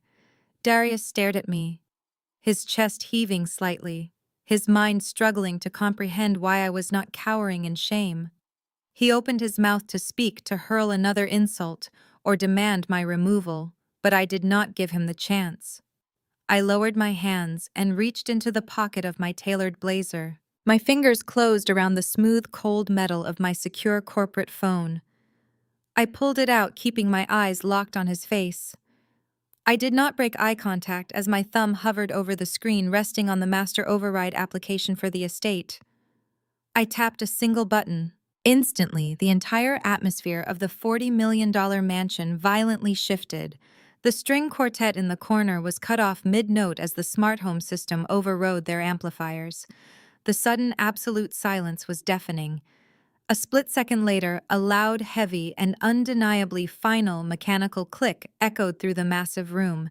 Then another, and another. Every single custom glass and steel smart door on the perimeter of the estate locked simultaneously. The sound was like a prison vault sealing shut. The wealthy guests gasped, looking around in sudden confusion as the physical exits were digitally barricaded. But the psychological terror truly began with the lights. The warm, inviting amber ambient lighting that Darius had requested to make the space feel intimate was instantly extinguished. In its place, the glaring, cold, unforgiving white light of the maximum security protocol flooded the grand foyer. It was the kind of harsh, clinical illumination used in interrogation rooms and high-security vaults. Under that brutal light, all the manufactured illusions vanished. Nia's fake diamond jewelry no longer sparkled with warmth. It just looked like cheap, cloudy glass. The expensive rental gown my mother wore suddenly looked rigid and out of place. Darius looked sickly, the sweat on his forehead shining brightly under the intense glare. The luxurious party had been instantly transformed into a sterile crime scene. Murmurs of panic began to ripple through the crowd. The politicians exchanged nervous glances, their self-preservation instincts kicking in. The church members clutched their designer bags closer to their chests, looking toward my mother for an explanation she could not provide. Clarice was spinning around in circles, demanding to know who was messing with the electrical panel. Nia grabbed Darius's arm, her fingernails digging into his tuxedo jacket, asking him what was happening. But Darius had no answers. He tapped the silver microphone frantically, but it was dead. I had severed his connection to the main audio feed. He was completely powerless. I slipped my phone back into my pocket. The crowd naturally parted for me as I took my first step toward the grand marble staircase. I did not rush. I walked with the slow, deliberate, and absolute authority of a woman who owned every single inch of the ground beneath her feet. The guests stepped back, creating a wide, clear path. They did not know who I was, but they could feel the sheer, undeniable power radiating from my posture. I was no longer the struggling sister-in-law they had just been told to pity. I was the architect of this entire evening. I reached the bottom of the staircase and began to ascend.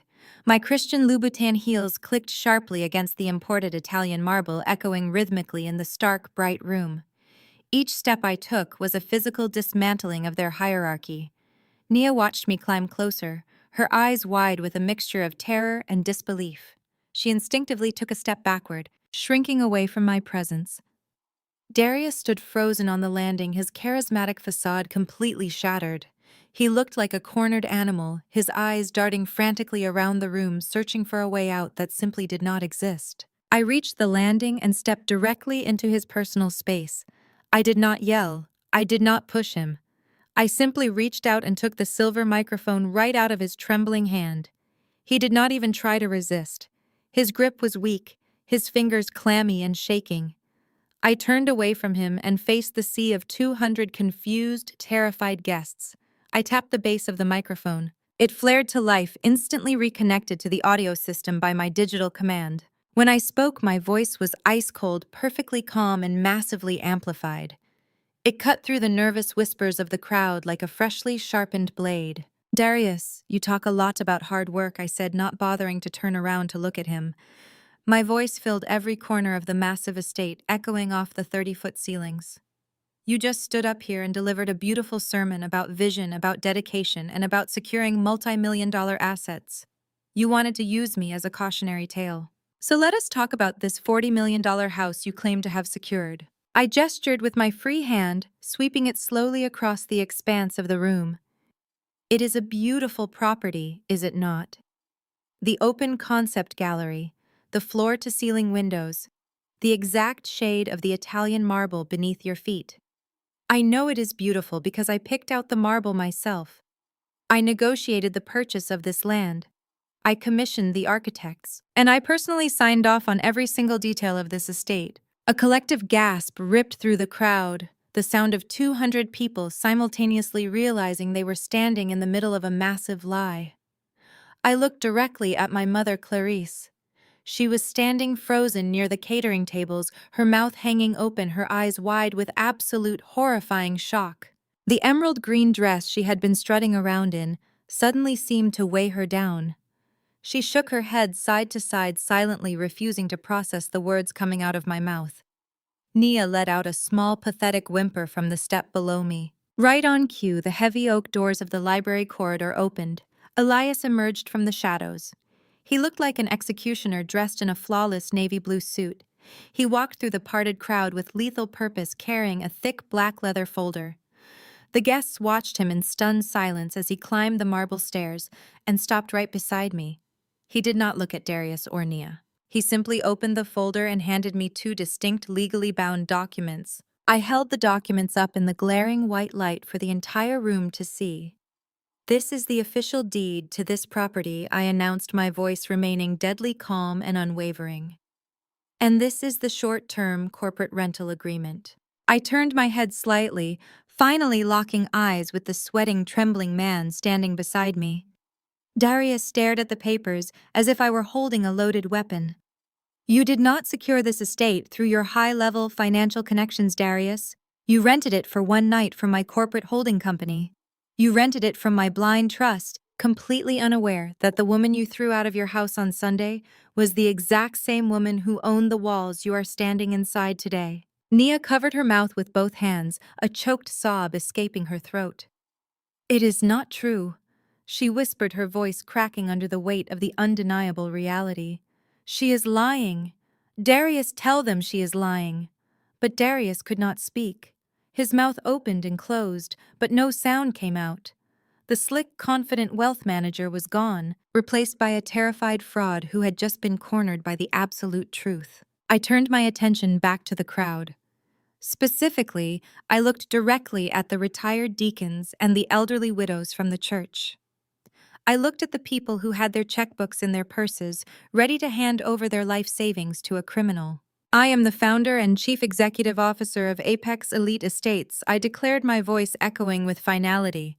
"And according to Clause 14 of the specialized addendum in the contract you blindly signed yesterday morning, Darius, your lease is officially terminated, effective immediately." I took a step closer to him, lowering my voice just enough so that it felt intimate, yet still perfectly amplified for the entire room to hear. The clause specifically states that the lease is instantly voided if the tenant is found to be conducting fraudulent business, operating an unregistered Ponzi scheme, or utilizing stolen funds on my property. The word fraud hit the crowd like a physical shockwave. The wealthy politicians immediately stepped back, physically distancing themselves from the center of the room. The church members began to shout, demanding answers, asking about the money they had already invested. The polished, elegant gala completely dissolved into a chaotic, panicked frenzy. But I was not finished. I had to ensure the destruction was total. I had to make sure there was absolutely no room for them to spin a new narrative tomorrow. You stood on my staircase and told these good people that you had millions in offshore accounts. I continued speaking directly over the rising clamor of the crowd. You told my mother that I was a failure because I would not sign my home over to you. But I know exactly how you paid the $150,000 deposit to rent my house tonight, and I think the people you are trying to steal from deserve to know exactly what kind of man is asking for their life savings. I raised my hand again, pointing toward the massive digital projection wall that Darius had set up behind the staircase to display his fake financial charts. Julian, who was manning the control room downstairs, executed the final command. The screen flickered to life. But it did not show the Vanguard Pinnacle Holdings logo. It displayed a massive, high-definition scan of a loan origination document from Blackwood Financial. And right at the bottom, glowing brightly in the cold white light, was the forged signature of Clarice Washington. I watched as the crowd turned their heads to read the document projected on the wall. The legal jargon was dense, but the bold red text, highlighting the residential address used as collateral, was impossible to miss. It was a brutal, unavoidable display of ultimate betrayal. The shadow lender's terms were laid bare for everyone to scrutinize. The exorbitant interest rates, the predatory clauses, and the absolute certainty of foreclosure were broadcast in striking high definition. I made sure Julian zoomed in closely on the signature line, allowing the shaky, poorly copied letters of my mother's name to fill the screen. Every single person in the room who knew my family recognized that address. They recognized that it was not a commercial asset or a corporate holding. It was the house where my mother hosted her choir rehearsals. It was the house where she had raised her children. It was the house she prided herself on owning free and clear. The silence that followed the display of that document was entirely different from the silence before. It was not a silence of anticipation. It was a silence of collective horror.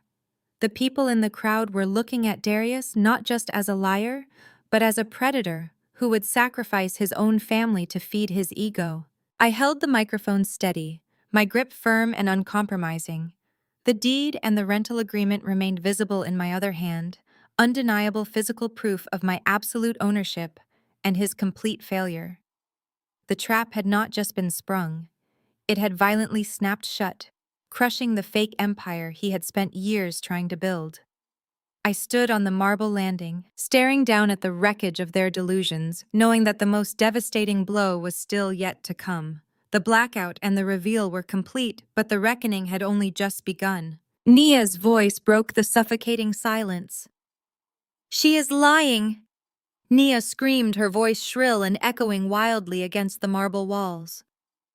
She let go of Darius's arm and took a step up the staircase toward me. Her face contorted with desperate rage. She fabricated all of this. She is a jealous, bitter woman who cannot stand to see us succeed. Do not look at that screen. It is a fake. Darius is a brilliant wealth manager, and she is just a struggling decorator trying to ruin the most important night of our lives. She turned frantically toward the crowd, waving her hands, the fake cubic zirconia bracelets clanking cheaply around her wrists. Please, everyone, do not listen to her. The fund is real. The millions are real. She hacked into the system to display those documents. She is insane. But the crowd did not murmur in agreement. The politicians did not nod. The church members did not offer her sympathetic glances. They simply stared at her with a mixture of pity and severe judgment. The undeniable truth was already burned into their minds. Nia was fighting a ghost, trying to reconstruct a glass house that had already been pulverized into dust. I did not even dignify my sister's frantic screams with a response. I completely ignored her. I shifted my gaze away from Nia's manic display and looked directly down at the front row of the crowd, locking my eyes onto the one person whose judgment mattered the most. My mother. Clarice was standing completely frozen. The vibrant emerald green of her rented designer gown now seemed to mock the sickening pallor of her face. The smug, self-righteous matriarch who had proudly strutted through my foyer just 20 minutes ago had completely vanished. In her place stood a terrified, aging woman who was slowly realizing that the golden pedestal she had placed her son-in-law upon was actually a trapdoor leading straight to hell.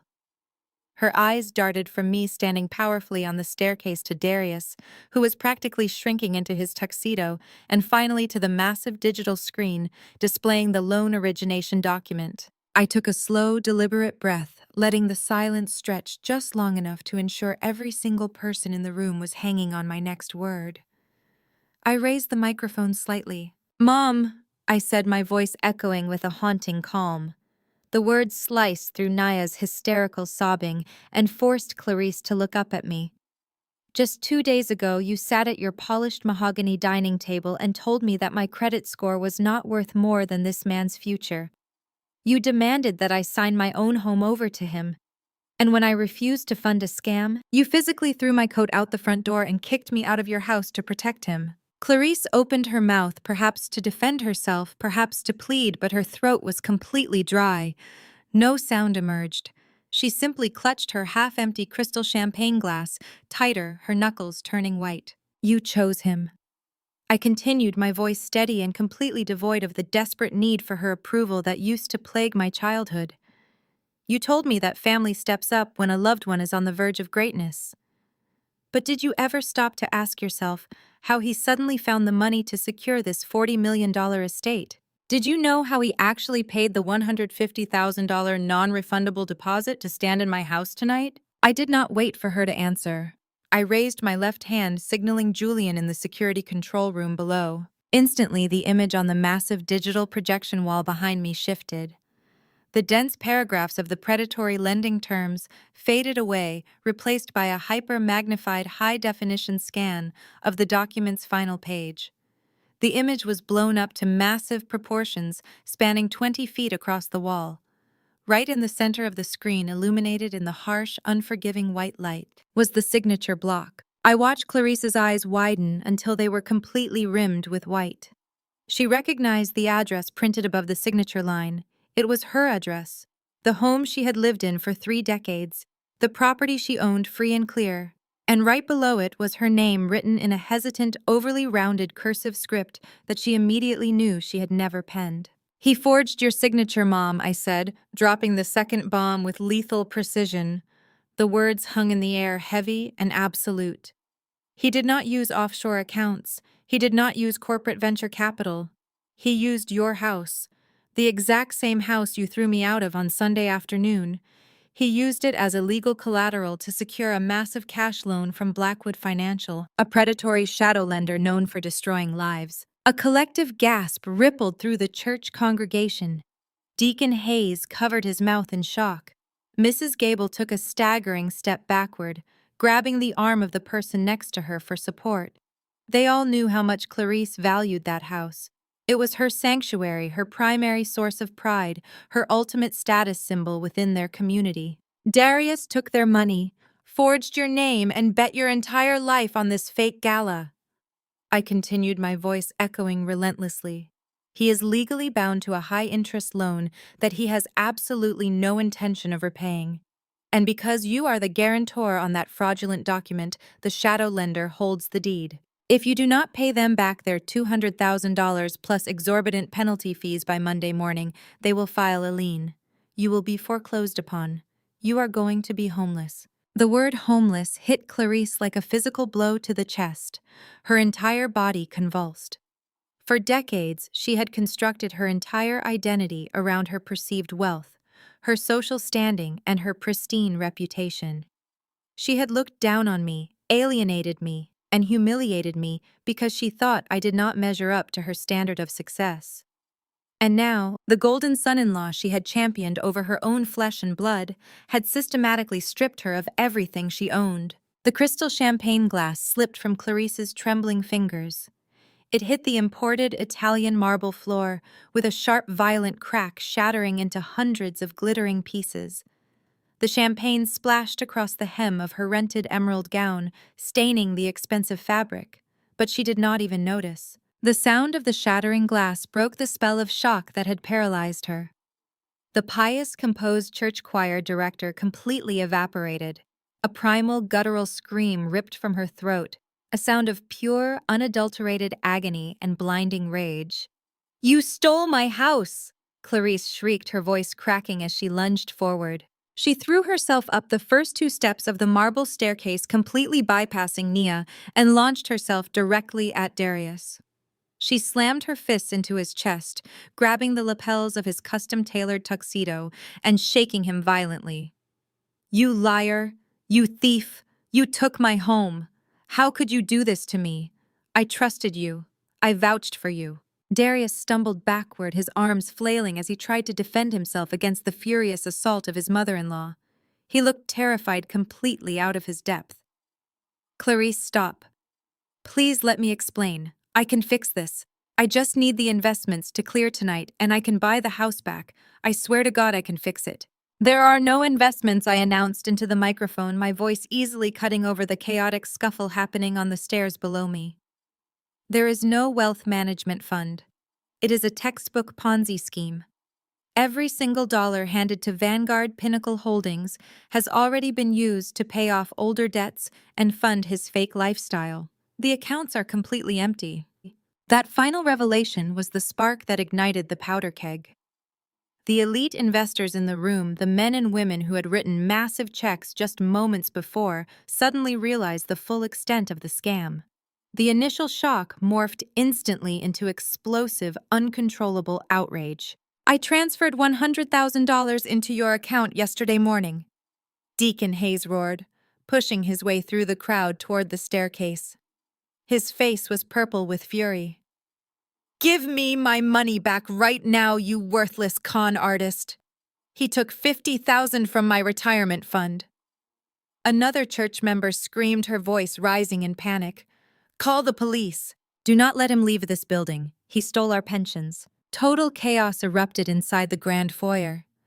The carefully curated atmosphere of high society elegance was completely obliterated, replaced by the raw, terrifying energy of an angry mob. The local politicians and corporate attorneys immediately pulled out their cell phones, dialing their legal teams and shouting instructions, desperate to distance themselves from the toxic fallout of a federal crime. The state senator who had been laughing with Nia just half an hour ago practically sprinted toward the locked front doors, demanding to be let out. Several of the younger, more aggressive investors surged forward, surrounding the base of the staircase. They were shouting threats, demanding immediate wire transfers, their faces twisted in rage. Darius was completely trapped. Clarice was still hitting him, screaming hysterically about her house, while Nia stood on the sidelines, weeping uncontrollably, her fake billionaire lifestyle collapsing around her in real time. Darius tried to push Clarice away, his eyes wild with panic. "Back off," he yelled at the approaching crowd, his voice cracking with fear. "Everyone just calm down. It is a misunderstanding. The money is safe. The fund is real." "Liar," someone screamed from the back of the room. "You are going to prison." People began to push and shove. A silver catering tray was knocked off a nearby table, sending expensive hors d'oeuvres scattering across the marble floor.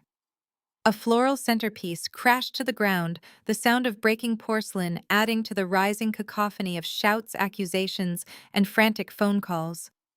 The private security guards I had stationed around the perimeter stepped forward, not to protect Darius, but to form a physical barrier, preventing the mob from completely overrunning the stairs. I stood on the landing above the fray, completely untouched by the madness unfolding below me. I held the deed to my mansion in one hand and the microphone in the other, observing the absolute destruction of their false empire. I watched my mother unravel. I watched my sister weep over her fake diamonds, and I watched Darius cower in terror as the very people he had tried to swindle demanded his head. They had built their entire lives on lies, manipulation, and the cruel subjugation of my worth. They had demanded my home to finance their greed. Now, under the harsh, glaring security lights of my $40 million estate, they were reaping the exact harvest they had sown. The reckoning was not just complete, it was an absolute, inescapable masterpiece of justice. And as the sirens began to wail in the distance, echoing down the long cobblestone driveway, I knew the final act of this tragedy was about to unfold with a brutal, satisfying finality. No one could escape the consequences of tonight. The wail of the sirens grew louder, slicing through the chaotic screams and accusations of the angry mob filling my grand foyer.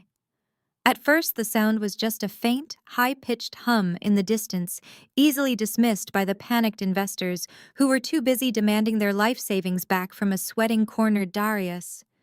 But within seconds, the noise swelled into a deafening, mechanical roar that vibrated against the massive glass panels of the mansion.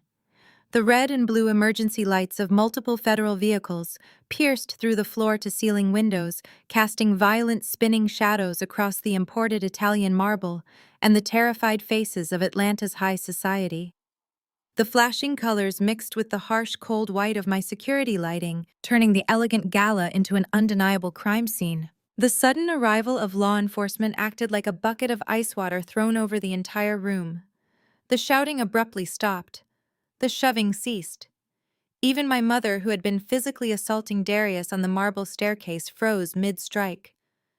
Clary slowly lowered her trembling hands, her chest heaving as she turned her head toward the front entrance. The realization of what those flashing lights meant hit her with the force of a freight train. She was not just losing her house to a predatory shadow lender. She was standing in the epicenter of a massive federal raid, surrounded by the very church congregation she had sworn to protect. Her precious reputation, the social standing she had spent her entire life cultivating at the expense of her own daughter, was about to be broadcast as a cautionary tale on the evening news. Nia collapsed onto the second step of the staircase, the strength completely leaving her legs. She stared at the spinning red and blue lights reflecting off the expensive chandeliers, her mouth opening and closing like a fish out of water. The reality of her situation was finally piercing through the thick armor of her delusion.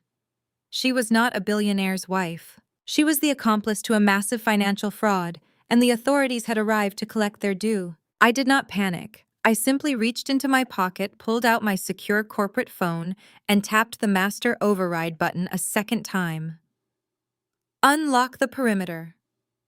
I instructed Julian through the secure intercom channel, my voice steady and unwavering. Let them in.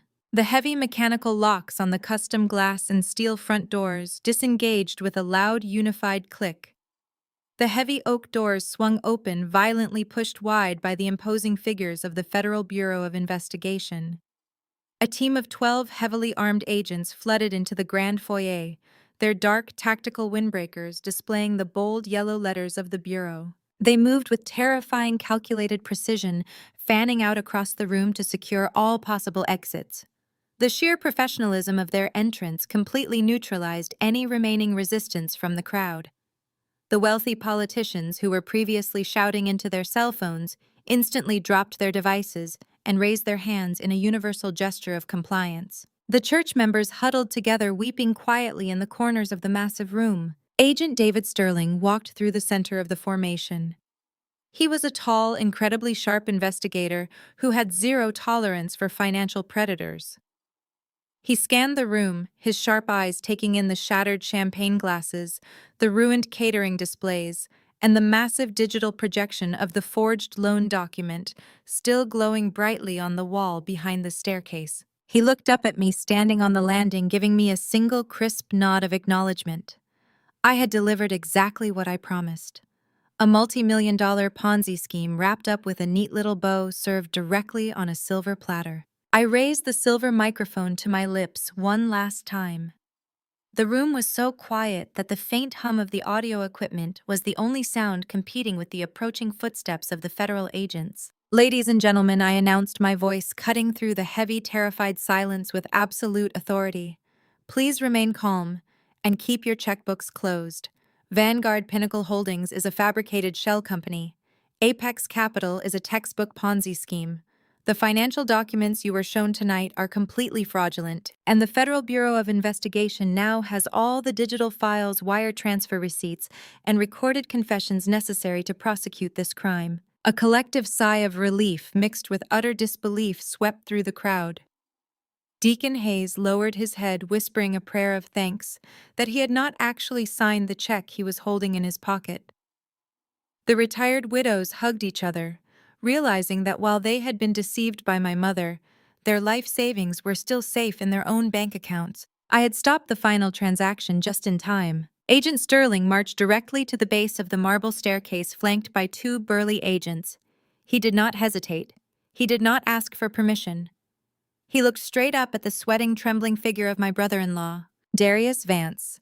Agent Sterling barked, his voice echoing with absolute legal authority. You are under arrest for multiple counts of wire fraud, bank fraud, forgery, and the solicitation of unregistered securities. Step down from the stairs and place your hands behind your back. Darius looked like a man who had just been ordered to step off a cliff. He shook his head frantically, his slicked back hair falling out of place, the sweat pouring down his face and soaking the collar of his expensive tuxedo. He took a pathetic step backward, bumping into the brass railing of the staircase. No, you have this all wrong, Darius stammered, his voice cracking into a high-pitched whine. I am a legitimate wealth manager. I have offshore accounts. This is a massive misunderstanding. My sister-in-law set me up. She is trying to ruin my business. Ask anyone here. I am on the verge of securing generational wealth. Agent Sterling did not entertain the lie for a single second. We have your recorded conversation from the library hallway, Darius Sterling replied coldly. We have the forged deed to your mother-in-law's property. We have the wire transfers from Blackwood Financial. It is over. Come down here right now, or we will come up there and physically drag you down. Seeing that his slick words were entirely useless against federal evidence, Darius's bravado completely collapsed. He practically fell down the remaining 3 steps, landing directly in front of the federal agents. They grabbed his arms with practiced efficiency, twisting them behind his back.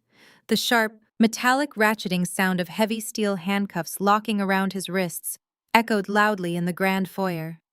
It was the sound of his entire fake empire crashing down into dust. Agent Sterling began reciting the Miranda rights in a flat, monotonous voice, detailing the massive federal charges that were about to end Darius's life as a free man. Darius twisted his head around, his eyes wild with sheer terror.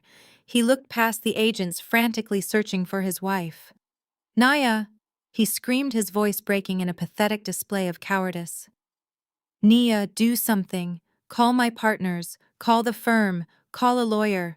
We need the best defense attorney in Atlanta. Get Elias. Tell Zariah to hire Elias for me. But Naya was incapable of doing anything. The perfectly crafted illusion of the billionaire's wife had been completely decimated. She sat slumped on the marble steps, her face buried in her hands. She was sobbing hysterically, her shoulders shaking violently with every breath. When she finally looked up at her husband, the sight was pitiful. The expensive mascara she had carefully applied earlier that evening was running down her cheeks in thick, dark streaks, staining her flawless makeup. Her fake diamond necklace hung crookedly around her neck. We do not have any partners, Darius. Nia choked out, her voice barely a whisper, completely broken by the reality of their massive debt. We do not have a firm. We do not even have enough money in our checking account to pay for the gas to drive home. How am I supposed to hire a lawyer when you just lost everything we ever had? The absolute devastation in her voice resonated through the silent room. She finally admitted the truth, speaking the words out loud in front of the mayor, the politicians, and the church congregation. They were broke, they were frauds, and now they were ruined. As Darius was forcefully turned around to face the front doors, the social destruction reached its absolute peak. The initial shock of the federal raid had worn off for the high society guests, replaced immediately by the ruthless instinct for self-preservation and gossip. All across the grand foyer, the wealthy elite pulled out their expensive smartphones. The bright flashes of dozens of cameras illuminated the room, capturing every humiliating second of the downfall. The politicians who had been shaking Darius's hand an hour ago were now recording him being marched out in handcuffs, ensuring they had proof they were merely innocent bystanders to his scam. The church members filmed the scene with grim expressions, capturing the absolute disgrace of Clarice Washington's golden son-in-law. Darius tried to duck his head, desperately trying to hide his face from the glowing lenses, but the federal agents held him firmly by the arms, forcing him to walk the gauntlet of public shame. He was marched past the custom Italian leather sofas he had insulted. He was paraded past the $2 million abstract sculpture he had claimed to own. He was escorted right through the heavy glass doors of my $40 million estate, completely stripped of his dignity, his freedom, and his false identity. I stood on the landing of the marble staircase watching the entire procession from above. I did not record the moment. I did not need a video on my phone to remember this night.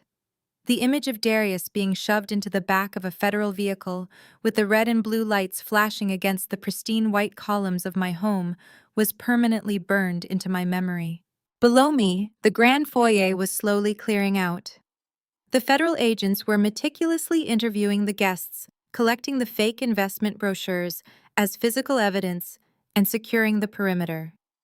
The glamorous gala had been officially reduced to a massive crime scene investigation. But the night was not quite over. While Darius was on his way to a federal holding cell, the true architects of my childhood misery were still standing inside my house. I looked down at the base of the stairs. Nia was still sitting on the cold marble, weeping openly into her hands, completely ignored by the very people she had spent years trying to impress. And standing just a few feet away from her was my mother, Clarice. Clarice was staring out the front doors, watching the taillights of the FBI vehicles disappear down the long driveway. She looked completely hollowed out, as if the very soul had been ripped from her body. Her reputation was dead, her pride was shattered, and the predatory shadow lender was still holding the forged deed to her home. She slowly turned her head and looked up at me. The arrogant, demanding matriarch was gone. All that remained was a desperate, terrified woman who had just realized that the daughter she had thrown away was the only person left on Earth holding a life raft. The federal authorities had handled the criminal, but the emotional reckoning between a mother and her discarded daughter was finally at hand. The heavy oak doors of the grand foyer swung shut with a resounding thud, instantly cutting off the frantic wailing of the federal sirens outside.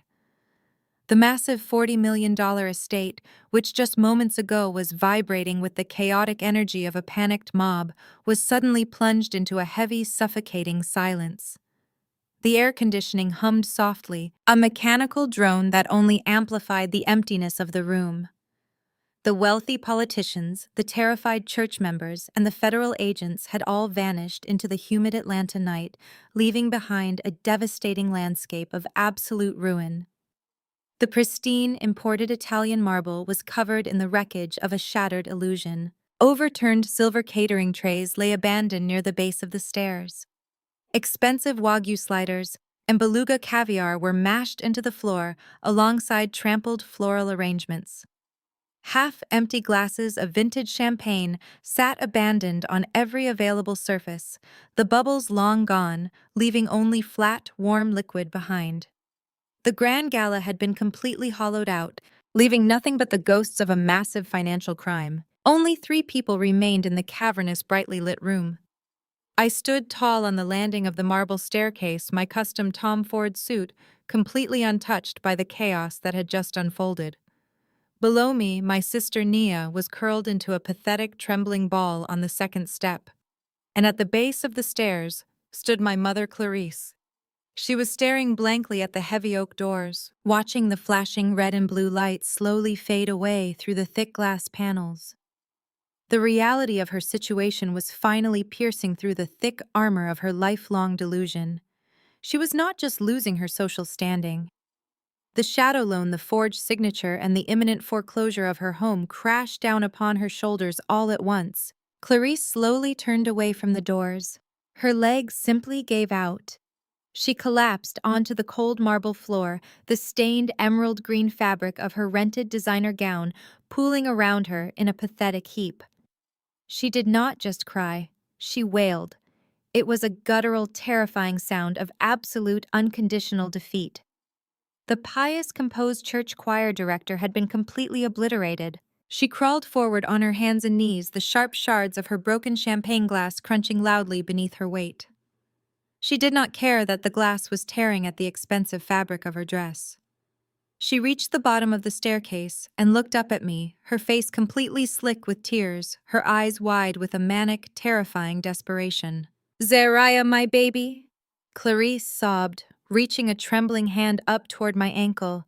The endearment felt like a splash of corrosive acid. She had not called me her baby in 2 decades. "You are so successful. Look at this house. Look at the massive empire you built entirely on your own. You have millions of dollars. You are one of the most powerful women in this city. You have to save my house. You have to pay off the terrible debt Darius left behind with that awful lender. We are blood. We are family. You cannot just stand there and let your own mother become homeless on the streets of Atlanta. She was frantically gaslighting me desperately, trying to rewrite the narrative of our entire relationship in a matter of seconds. She was weaponizing the very concept of family she had so casually discarded when it suited her narrative.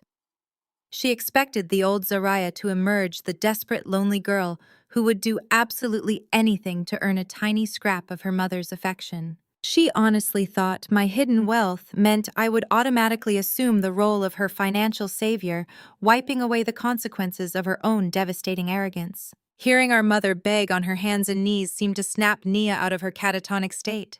She pushed herself up from the marble steps, her face a terrifying mask of smeared black mascara and pale, trembling skin. She scrambled up the stairs toward me, her hands clasped tightly together in a gesture of desperate prayer. Her fake diamond bracelets clanked loudly against each other, a harsh reminder of the cheap lies that had brought her to this exact moment. "Zarya, please!" Naya choked out, her voice raw and breaking with every syllable. "Darius is going to a federal prison. They are going to lock my husband away for decades. He made a mistake, but he was just trying to provide for us. You saw that lawyer of yours, Elias. He is an absolute shark. He knows exactly how to handle the federal government. You have to hire Elias to defend Darius. You have the money to fix this. You can afford the best legal defense team in the entire state. Please save my husband. Save our family.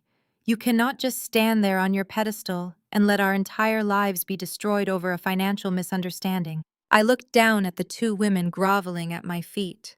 For my entire life, they had controlled the family dynamic.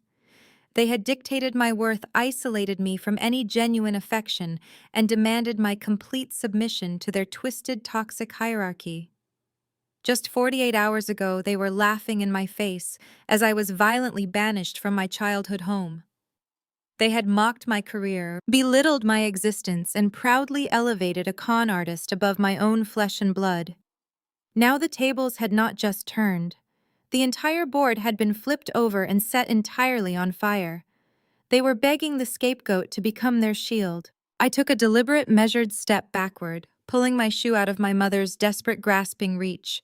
I did not cross my arms. I did not frown. I did not show a single ounce of anger or pity. My expression remained entirely unreadable, an impenetrable fortress of absolute calm that terrified them more than any screaming match ever could. I let the silence hang over them for a long, agonizing moment, forcing them to sit in the uncomfortable, undeniable reality of their own devastating actions. "My baby." I repeated the words, tasting like dry ash in my mouth. My voice was perfectly modulated, completely devoid of the hysteria that was consuming them. "That is what you choose to call me now. Now that you know I own a $40 million estate. Now that you know I possess the power to write a single check that could make all of your terrifying problems magically disappear. But tell me, what exactly did you call me on Sunday afternoon?" Clarice choked on a massive sob, shaking her head frantically from side to side. "Please, Zariah, do not do this to me. I was angry. I was stressed about the gala. I did not mean the things I said. I was just trying to protect our family." "You meant every single syllable," I corrected her, my voice slicing effortlessly through her pathetic manufactured excuses. "You sat at your perfectly polished mahogany dining table holding a predatory commercial loan document in your hand. You demanded that I sign over the only asset I possessed to finance the very scam that just got your golden son-in-law dragged out of my house in federal handcuffs. And when I absolutely refused to be a pawn in his game, you told me exactly where I stood in your heart." I looked down at her, my eyes completely devoid of any lingering sympathy. The invisible chains of childhood trauma that had bound me to her approval completely dissolved, leaving behind a woman made of forged steel. "You told me my credit was not worth his future." I recounted, reciting her exact words with chilling precision.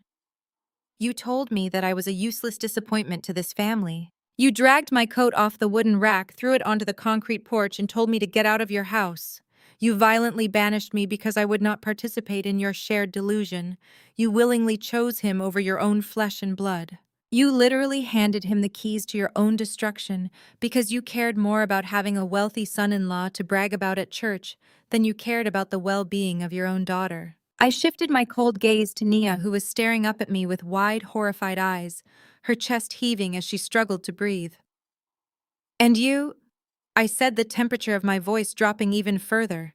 You laughed at me. You stood in my foyer barely an hour ago and ordered me to go hide in the coat room so I would not embarrass you in front of the mayor.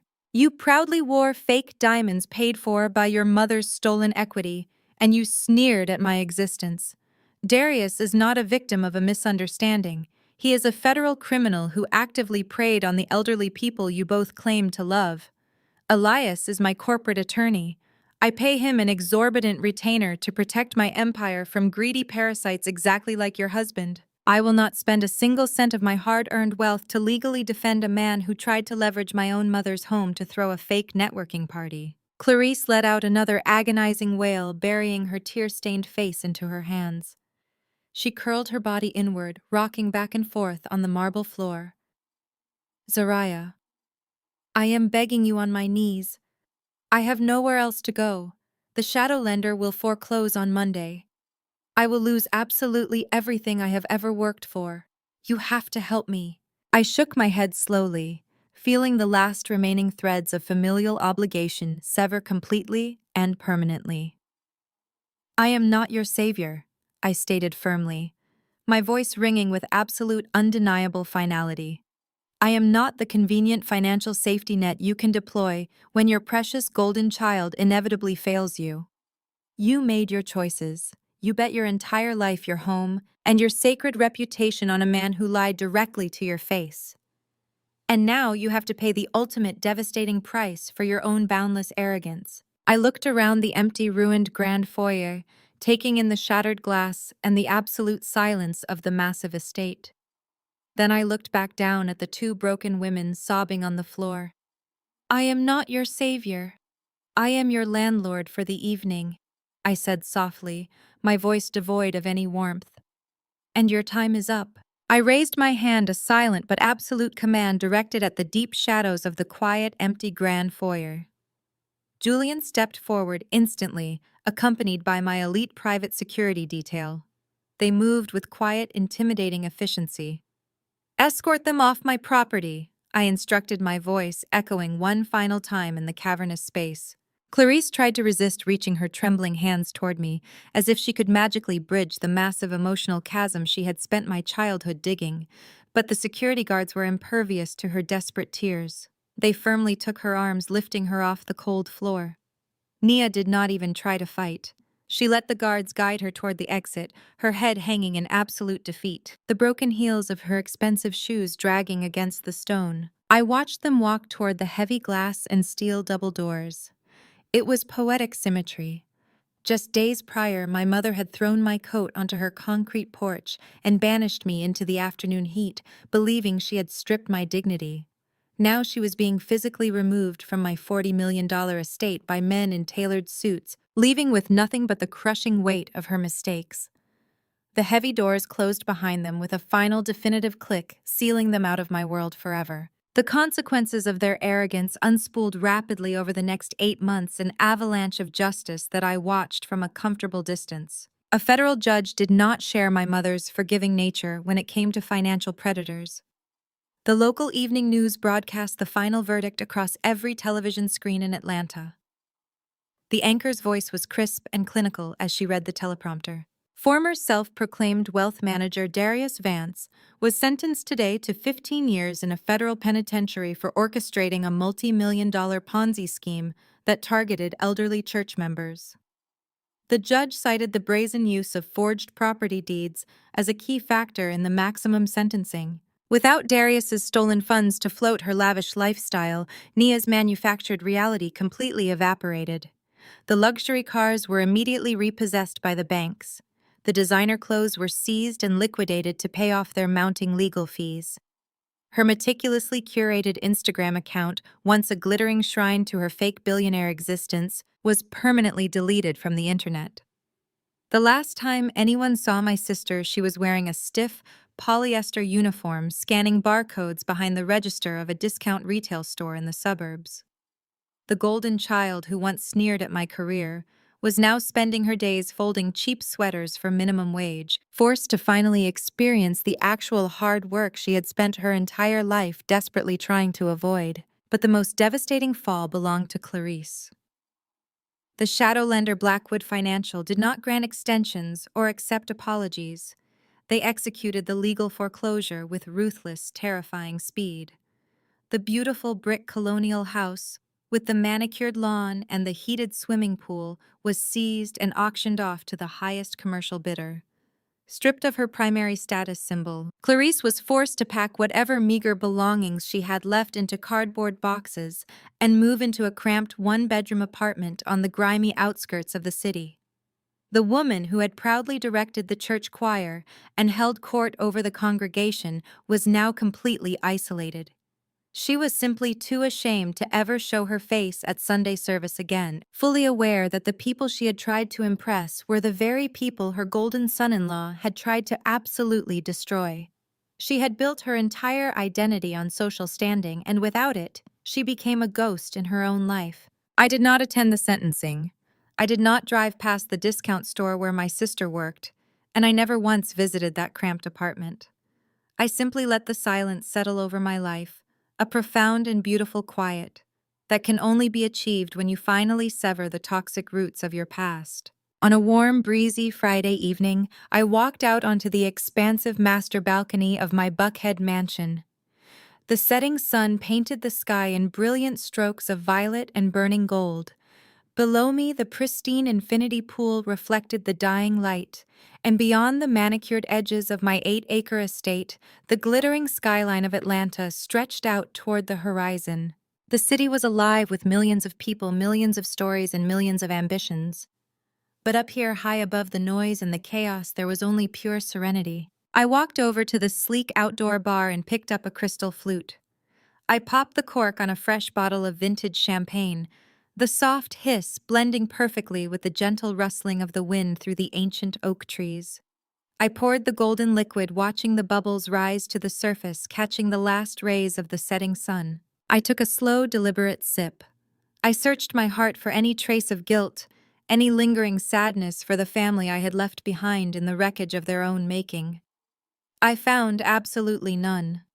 There was no grief for the mother who had weaponized her love. There was no pity for the sister who had mocked my journey. There was no regret for the brother-in-law who had tried to steal my future. Leaning against the cool glass railing, looking out over the empire I had built with my own hands, I felt a deep, unwavering peace. They spent my life underestimating my intelligence, belittling my drive, and forcing me into a tiny mold of mediocrity. They thought their brutal rejection would break me. They had no idea it was the exact catalyst I needed to become truly untouchable. I raised my glass to the fading light, to the boundless future ahead, and to the absolute, undeniable power of a woman who finally realized her own worth.